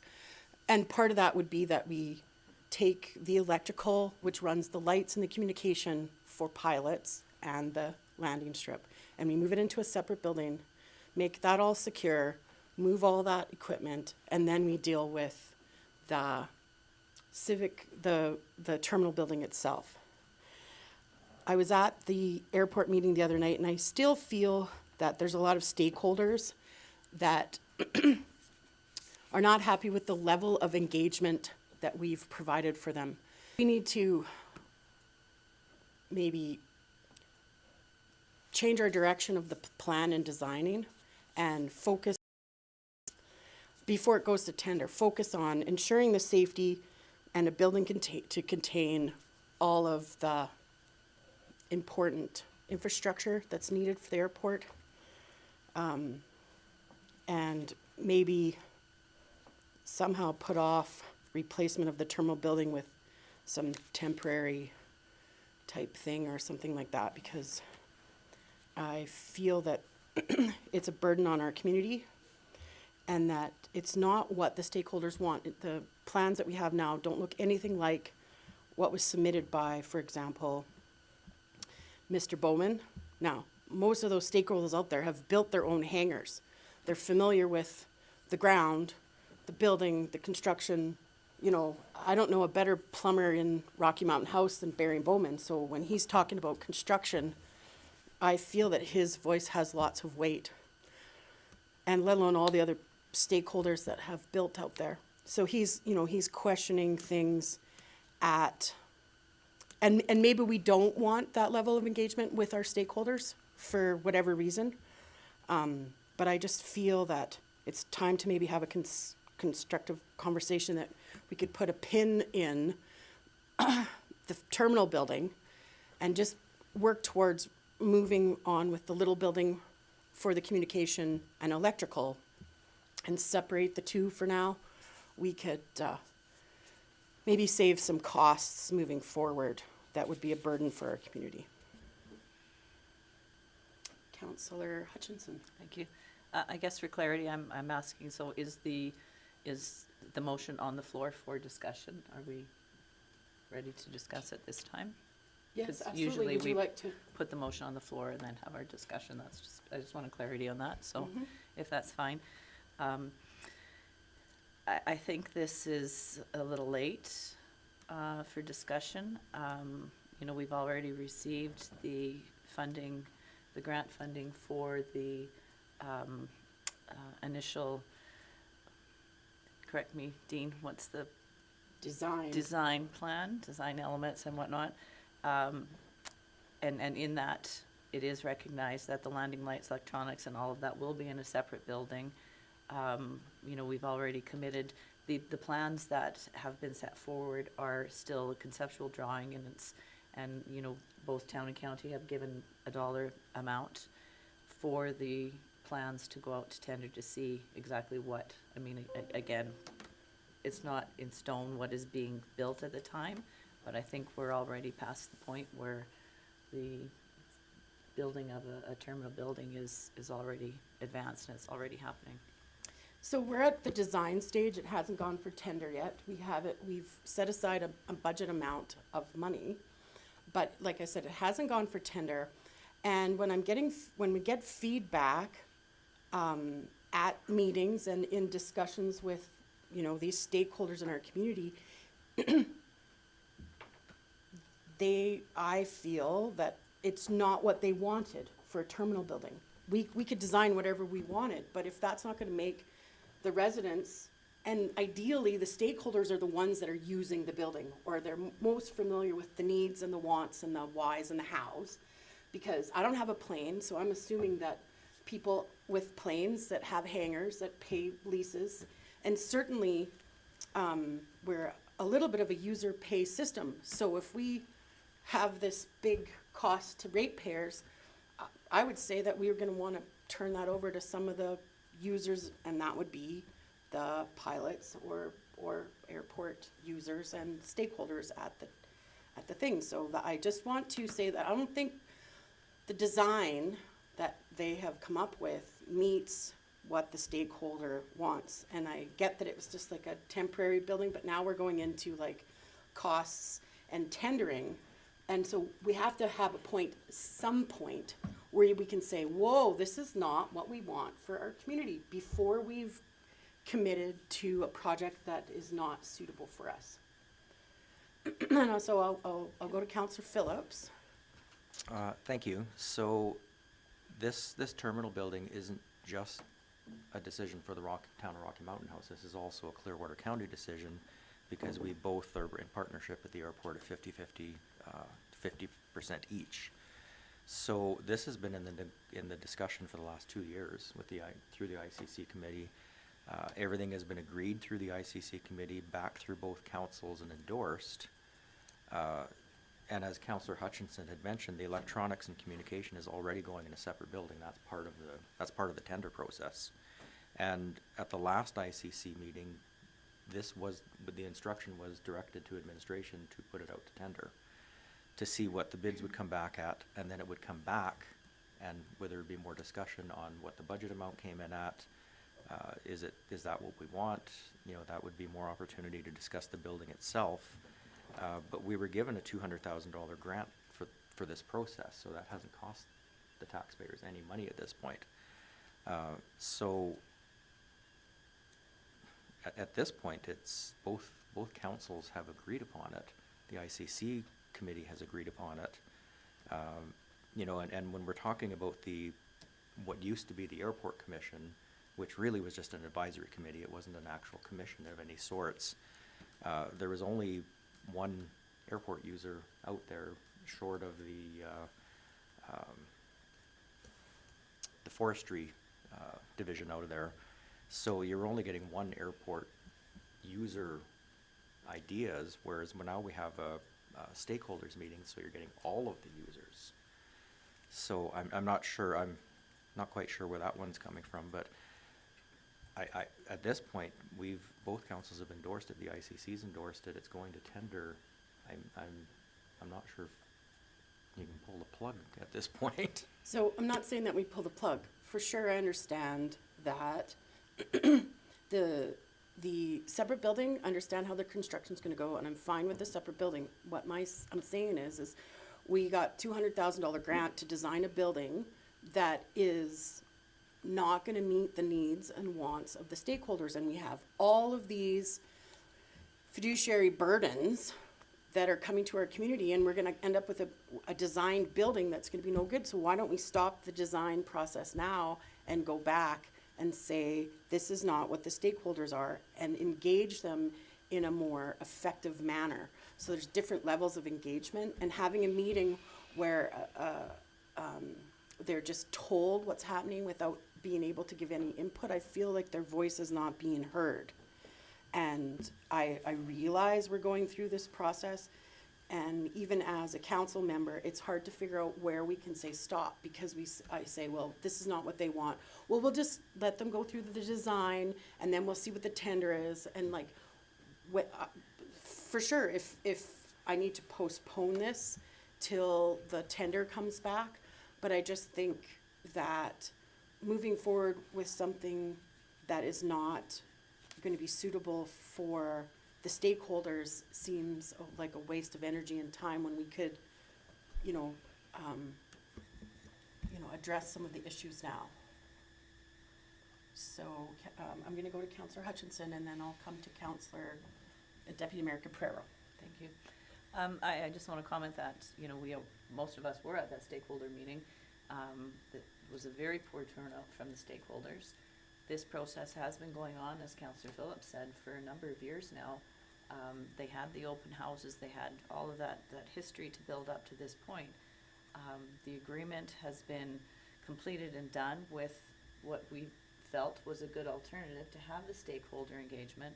And if the stakeholders aren't coming forward, then, we have to make decisions. And if they want input, then they should be participating in the stakeholder meetings. And what was the meeting? 15 minutes? And that was it. And no comments. And there was definitely a number of people in that room that any stakeholder that had comments, anything to say, could have said to pretty much all of both councils who were at the table. Yes, you're correct. So I think at this point, my feeling is that they're frustrated because they're not actually in the level of engagement that they want to be in. And if that's not what we want, that's fine, but I'm just, Mr. Kraus? Yeah, Your Worship, I just want to clarify stakeholder engagement into this building, because actually it's been extensive. We've been going through this for 3 years. Initially, 3 options were presented to the police committee, airport committee. That airport committee reviewed that and came up with a preferred option, which was actually twice the size what we're building now. Subsequent to that, we did a open house with a consultant to work with all the stakeholders. Actually, that was virtual because of COVID at the time. I think we had over 50 participants in that engagement on the different options of the airport terminal building. And then we went into a online survey for the options of the terminal building. And the results of all of that were actually the building we're designing right now. And then if ICC recalls, we went through that options in that survey, and ICC is the one who listened to the input from all the stakeholders and selected this size of building. I mean, if you can recall, I think the county wanted to go larger for the future, but if I can even recall Reeve Lougheed saying, no, we got to, let's listen to the engagement of the stakeholders, and we'll go with the option that we're going with right now. So there has been extensive stakeholder engagement on this building. So just to let council know. Thank you for the clarification of the process. I appreciate that. And just to let council know, so right now we have the 100% construction drawings in our hands. They're being reviewed by our staff to make sure everything's covered. Clearwater County is reviewing it with their staff too. So I'm anticipating would be actually out for tender within 2 to 3 weeks on this building.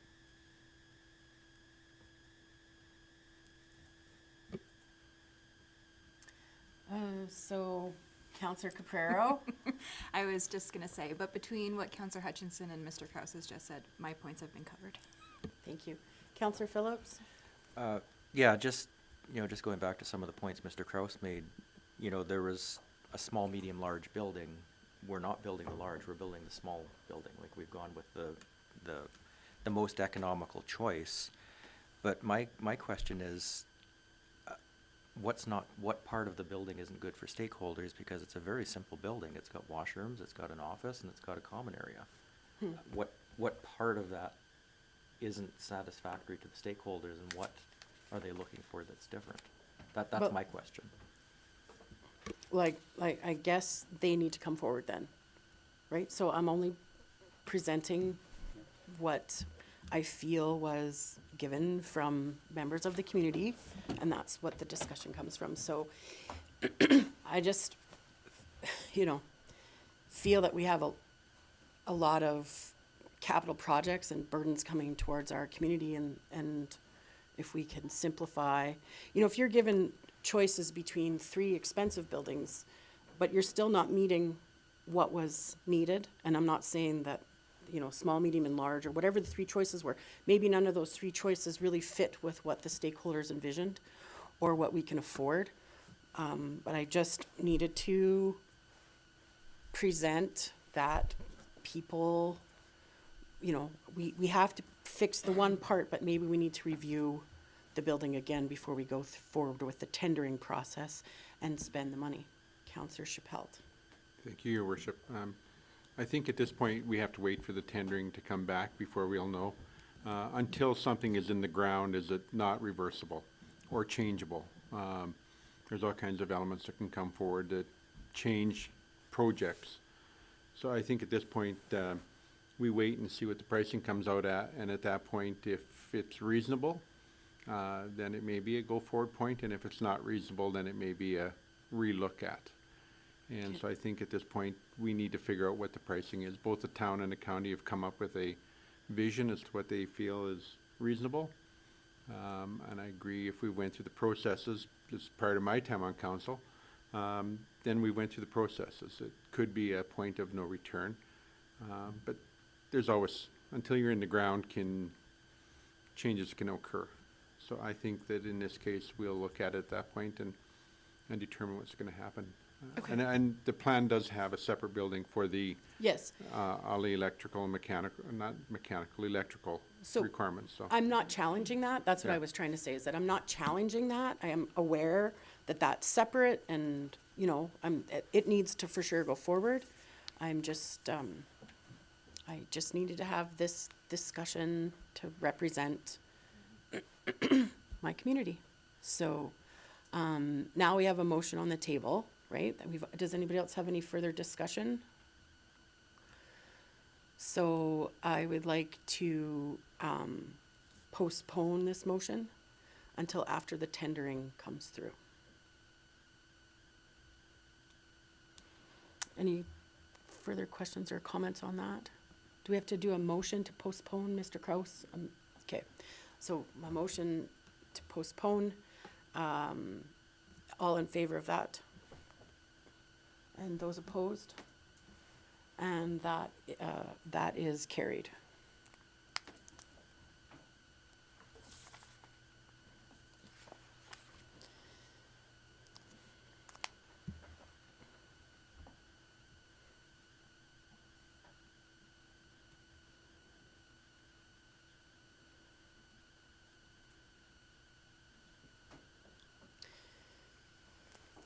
So 7.5 is the civic building plans. And just really anxious to feeling some pressures about being on budget and capital projects. So I would like to table that as well to a future meeting. Postpone, not table, postpone. And so all in favor of postponing that motion? And opposed? And that's carried. So moving forward in the agenda, correspondence for action, community grant applications, the Foothills Society Round Dance, 8.1.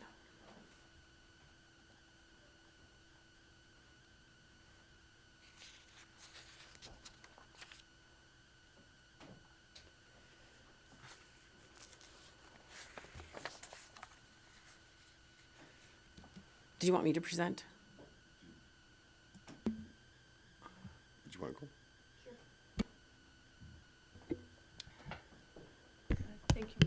Council. So this community grant application came actually a day after the deadline for the agenda, so that's why you're seeing that the dance was hosted on the 15th. And according to the policy, it's to come to a council meeting, which it has. So they're asking to waive the fees that were charged at the Lusopit of the $1,000, which is the maximum. So the fee at the Lusopit was actually $11.86, I believe. So this one does fit the criteria for what the policy is. And it's, oh, and it comes to council automatically. Yes. Does anybody have any, want to do any discussion about the motion, or is somebody ready to proceed with a motion? I can make a motion. Be it resolved that council approve the Foothills Society request to waive the $1,000 of the facility rental for the round dance hosted on March 15th, 2024. Do we have any further discussion on that motion?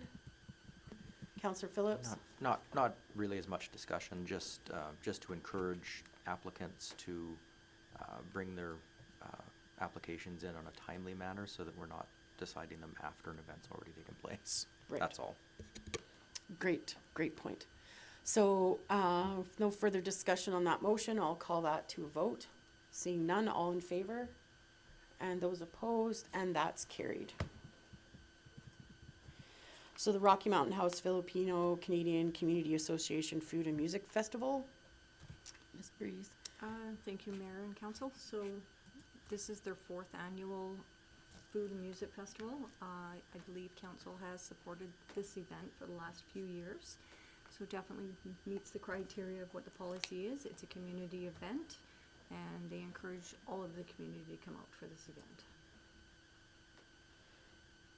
Thank you. Is there any discussion on this item, or would someone like to make a resolution at this time? Councillor Phillips. Sure, I'll make a resolution that we approve the Filipino Canadian Community Association Food and Music Festival grant of $1,000, grant request of $1,000. Thank you very much. Seeing there's no further discussion or comments on that motion, I'll call that to a vote. All in favor of that motion? And any opposed? Seeing none, that's carried. And the third one is from the Rocky Wranglers.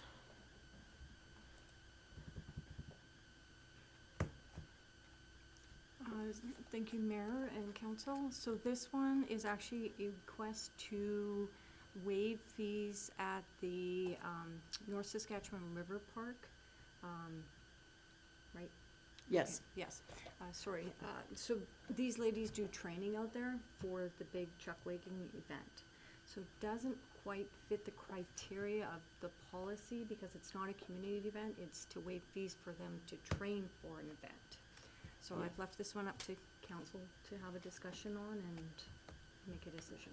So I talked to a number of them last year, and they, in the past, they were not charged when the Rocky Rodeo Association held the lease for the grounds, because they're practicing so that they can perform for the community at the rodeo and at the chuck wagon events. And so I know it's not like an event, but they're still using that area to practice for an event. It's kind of it's a kind of a gray area. Councillor Phillips. Thank you. My only concern with a granting request of this nature is if we do it for this group, what's to stop us from doing it for a baseball group or hockey group or soccer or fill in the blank? Mm-hmm.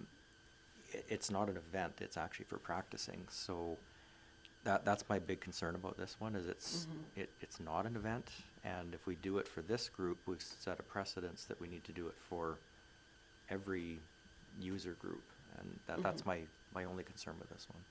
So do you, just a question, if they presented it like they would pay it in conjunction with the rodeo board or whoever's holding the event, and they would ask for a discount so that they could practice or something like that, would it be more effective of a granting process? I mean, to me, it's no different than, I'm just gonna use hockey, a hockey team practicing because they're playing in a provincial playoff tournament. And they're asking for the ice fees to be waived because they're practicing to, I equate it to the same, and you could fill in soccer, football, whatever. I just fill it in, and this is practicing time, and it's not an event, so it's kind of a gray area for me. Yeah. I agree, like, football pays to rent the field to practice, like, and that's where some of our fees go for, like, and baseball, same thing, they have practice nights, so. Counselor Hutchinson, did you have another comment you Yeah, wanted to make? thank you. I get where you're going with that, Counselor Phillips, and I agree, you don't want to have one and continue, but I feel that this is it's a unique presentation that they put forward. They're in a different arena every time that they're performing. You can't just go in there blindly. I mean, I've worked with horses, and it's not quite the same as a football game or a baseball game. And I think I had one question. So the $800 for the facility rental, is that just for a one-time use then, or that seems pretty high for a one-time use? Yes, absolutely, thank you, Ms. Breeze. So, Councillor Hutchinson, through the mayor, it is, I believe, 8 slots, so they're about 100, actually it'd be 100 plus GST, so 8 times. And that would also be 8 times that the staff would have to go out and go behind them as well. So it's actually, I think, this probably be a better question for Wes, because I don't think the cost actually covers what the maintenance is done on the actual arena out there. Okay, so, yeah, Wes, if you wouldn't mind adding to the conversation, that would be lovely. Good morning, Mayor and Council. Good morning. Yeah, I guess to provide some context from the recreation side of booking the facility, I believe the current rental rate for the infield is, with our most recent rate increase, is $104 per day for this group. And if they're looking at 8 sessions, we would book it separately at that 104 plus GST is what the rent would be.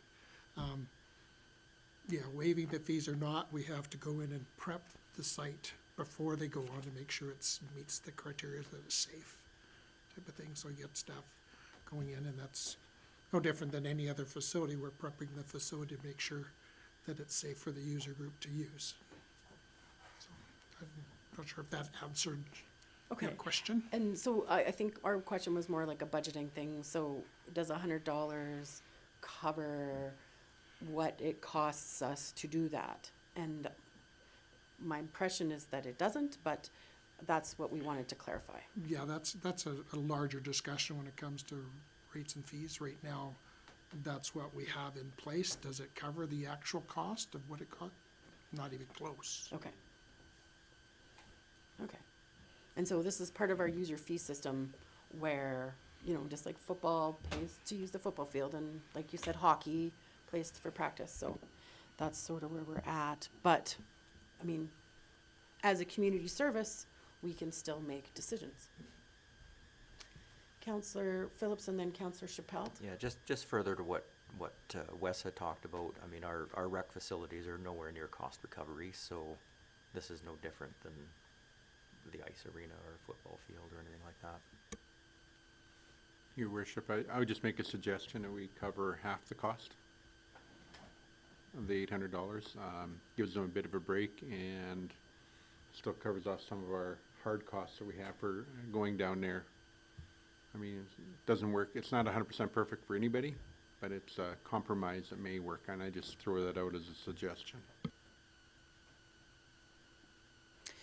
So whether we pay the full or the half, and I would love to support the Wranglers, but based on the conversation and our criteria, right?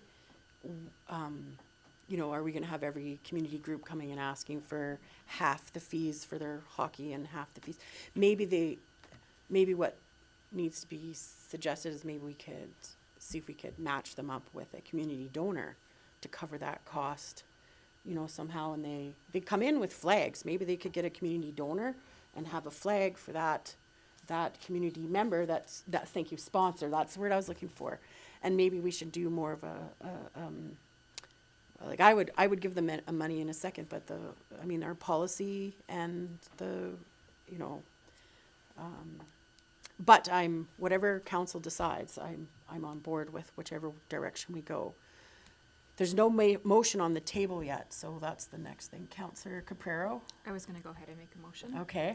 Be it resolved that council accept the Rocky Wranglers facility waiver request of $800 as information. Okay, so, any further discussion on that? So that means we're not giving them any money. Seeing none, I'll call that to a vote. If there's no further questions or comments, I'll call that to a vote. All in favor of that motion? And any opposed? Yes, and thank you. That's carried.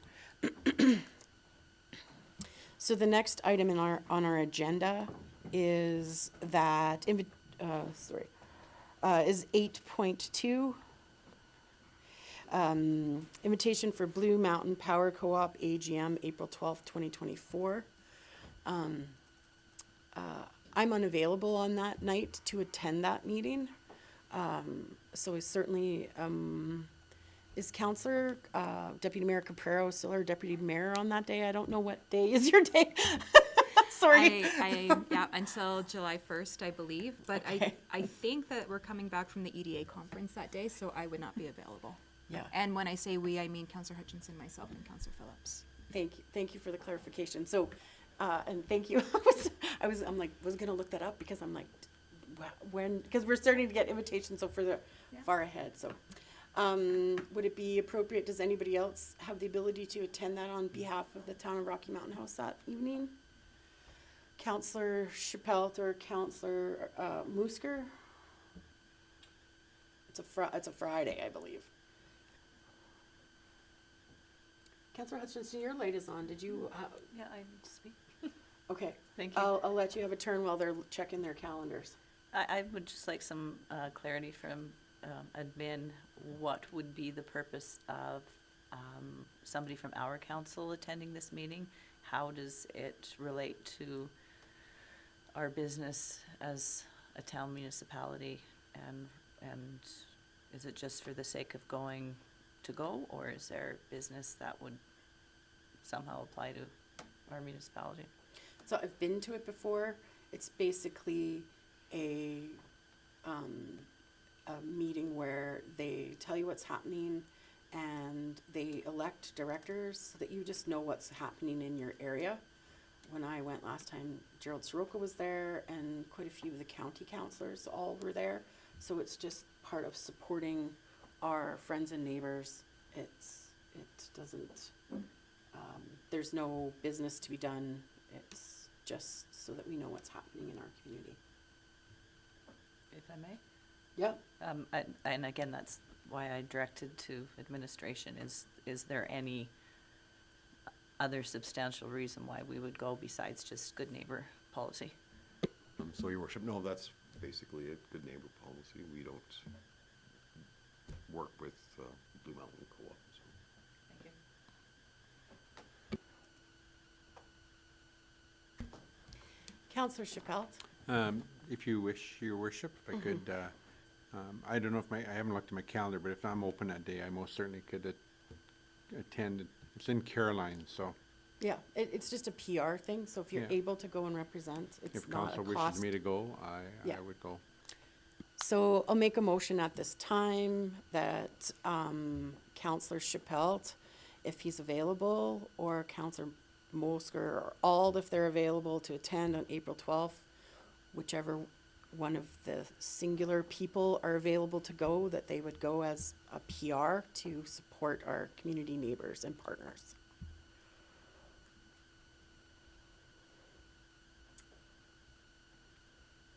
So is there any further questions or comments on that motion? So I'll call that to a vote. Seeing none, all in favor of that motion? And any opposed? And that's carried. So moving forward, 8.3, invitation for the 18th Annual Central Alberta Mayor's Prayer Breakfast. And that's on April 25th, 2024.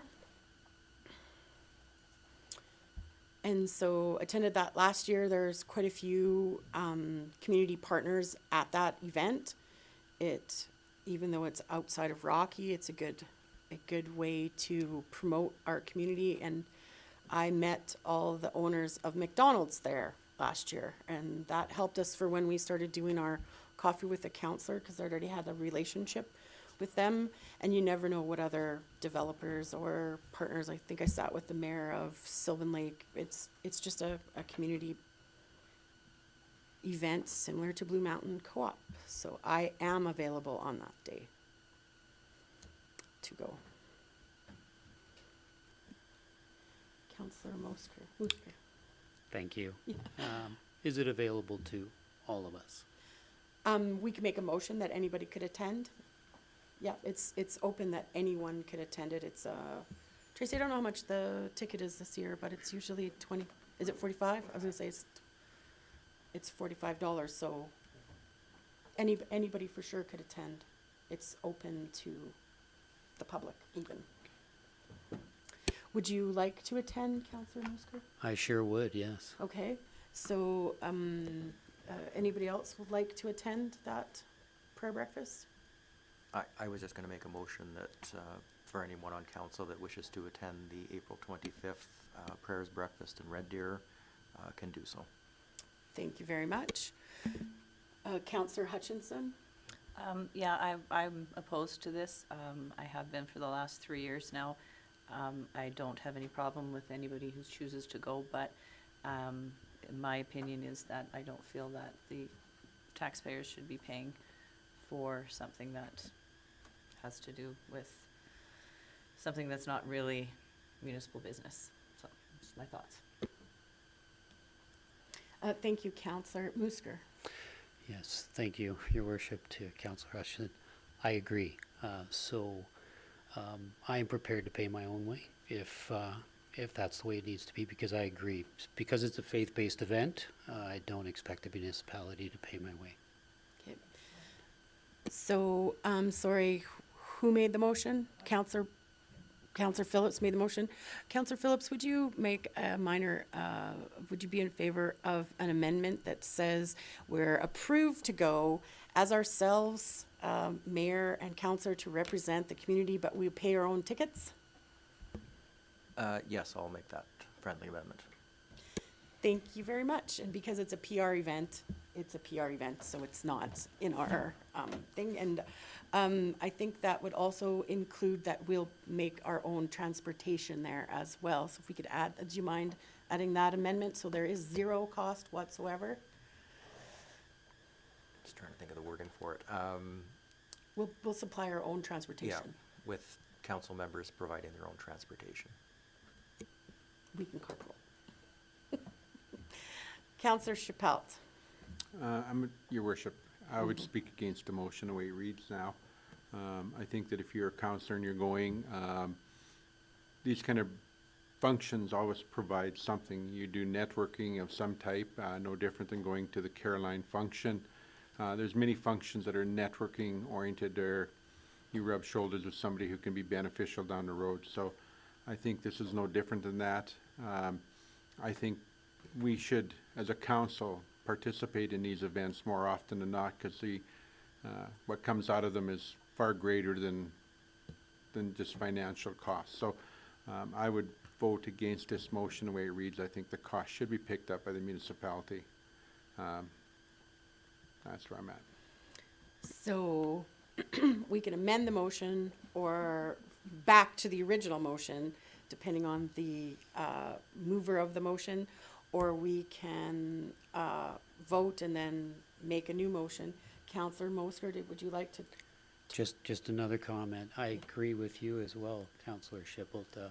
If it was a local event, but this is in Red Deer, so I understand that we would be maybe rubbing shoulders with people inside our community, and I understand there is a prayer breakfast coming up locally. They've changed the date because it was today, I think. And so I don't know when they're gonna hold it now. Okay, and that doesn't matter, but I just want to make sure there's not the perception. So that's why I'm prepared to pay my own way. Okay? Okay. And I'm happy with whichever direction. I just want to attend as a mayor, which I am, a mayor. Counselor, how do you feel about your motion on the table? So in listening to both Councillor Shipholtz and Councillor Moosker's comments regarding this issue, I think I will just leave my motion as is. As it currently reads, As it where we currently- pay as it our own currently way reads, for that yes. specific event? Yep. Okay. So, if there's any further discussion, we can have it now, or I can call it to a vote. Seeing none, I will call this motion to a vote. Excuse me, all in favor of the motion? And those opposed? And so that's carried. And thank you for your input on that motion. The next item is 8.4, a letter from a concerned citizen. And I'm not sure why it's been put on the agenda. Did somebody ask it to be put on the agenda? So, Your Worship, I mean, it's a letter to council about a concern about transportation for seniors or disabled.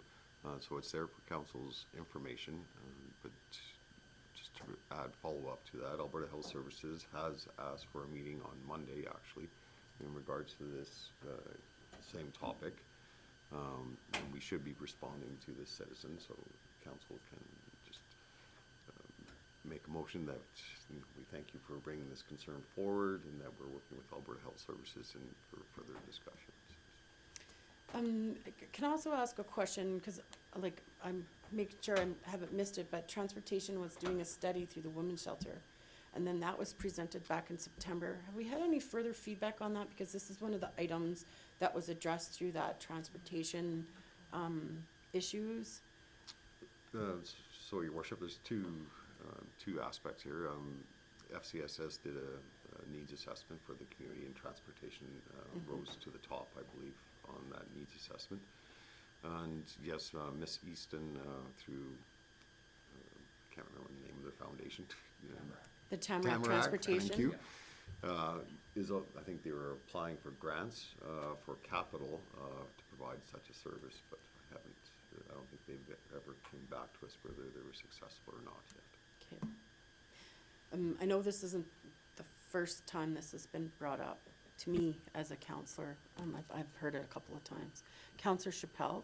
I would like to make the motion if I could, Your Worship. Yes. As per Mr. Krous's input, and that it be resolved that council instruct administration to respond to the writer of the letter. So, that we're responding to her saying that we're aware of the issue and we're gonna try and lobby for her, or we're just gonna accept it for information but reply to her, thank you for the email? I'm just looking for clarification of what direction we're Mr. going. Kroos captured I thought, the perfect idea in his discussion, and I was hoping we could recapture that idea.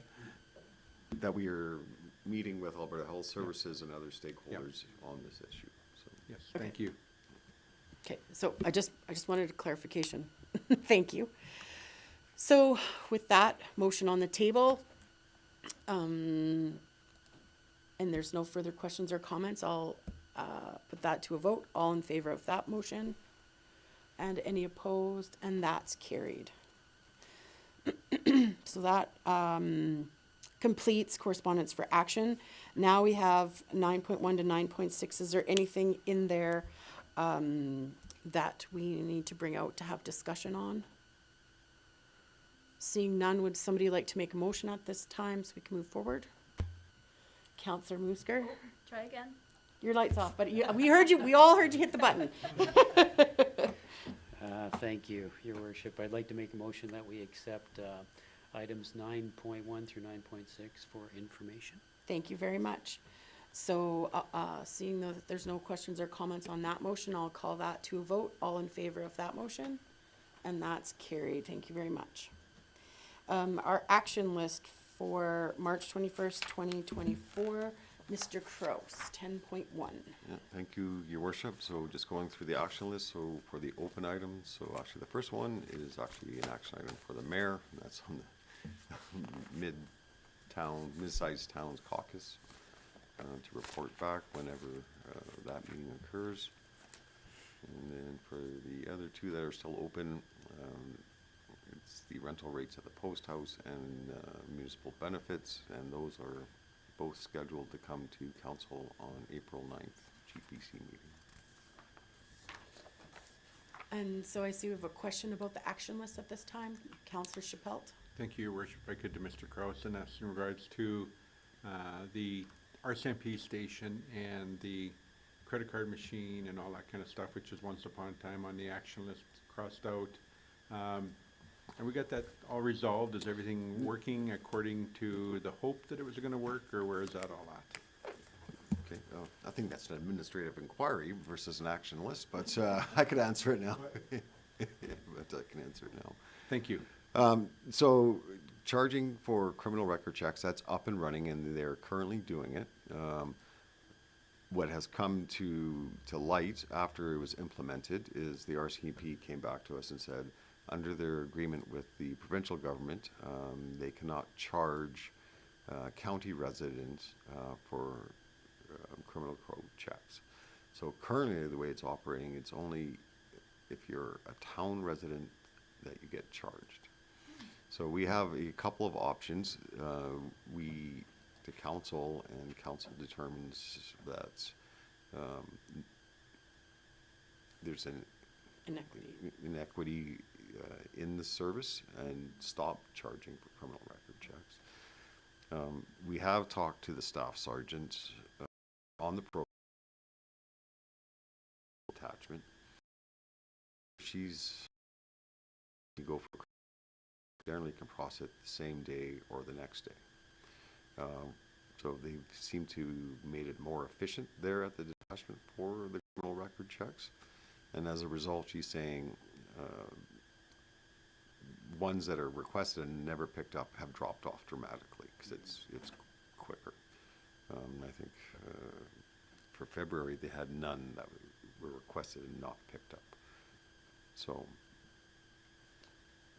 we'll have to bring this back to council, whether to get direction from council.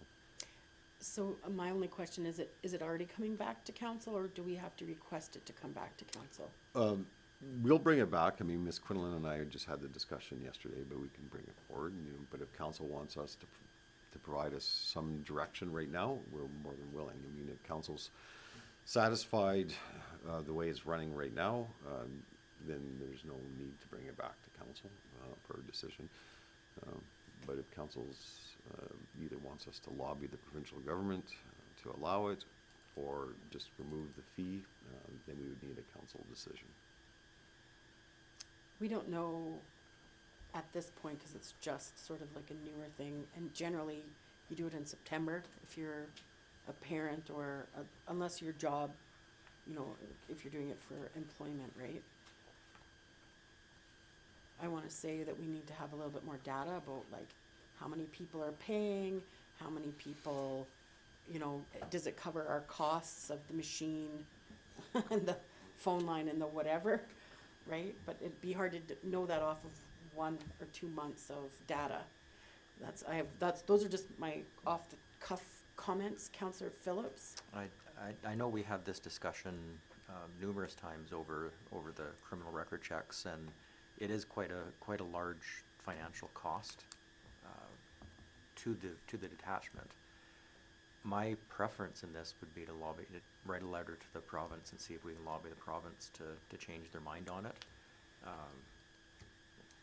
Having said that, if they say no, I guess that's another question. Do we want an inequity in our detachment or not, which is a whole other topic. But I think probably, doing that to the province is probably the first step. I would support you with that idea, Councillor Caprero, Deputy Mayor Caprero. Thank you.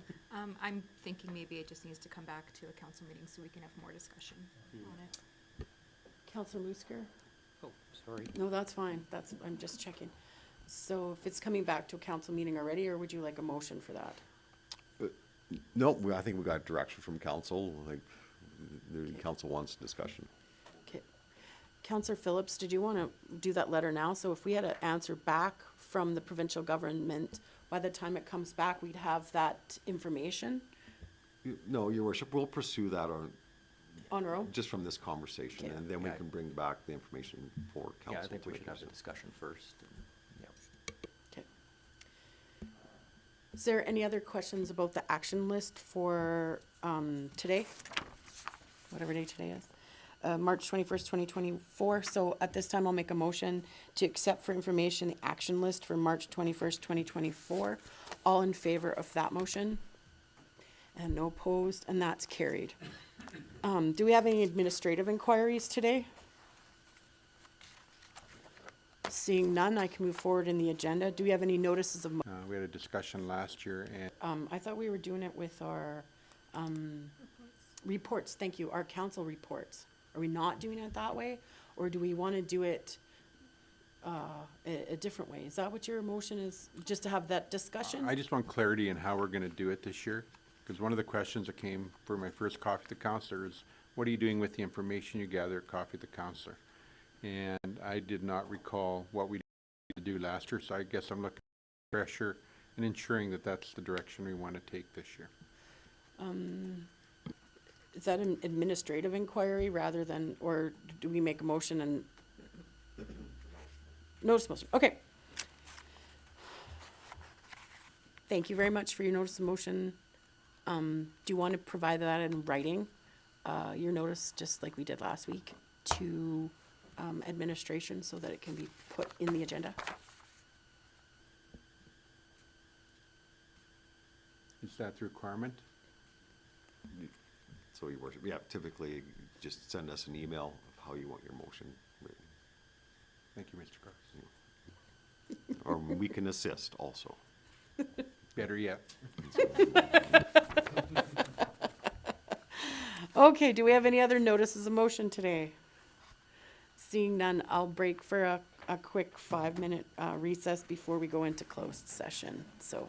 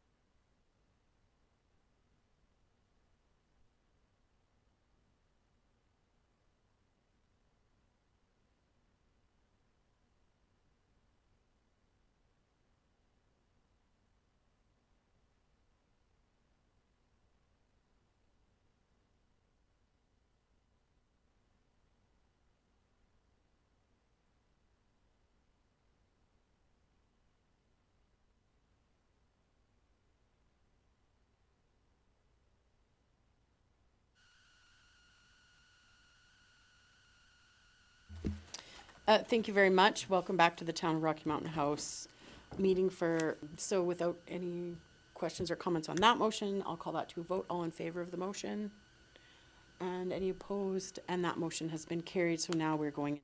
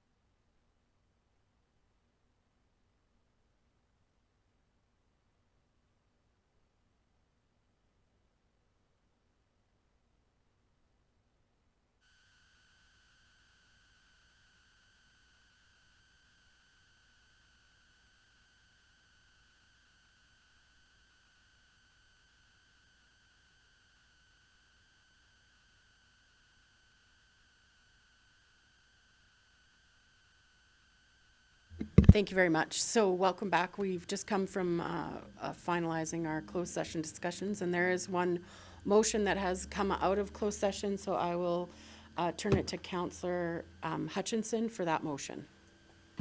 Thank you. So be it resolved, council direct administration to forward any pertinent and confidential information to Councillor Musker.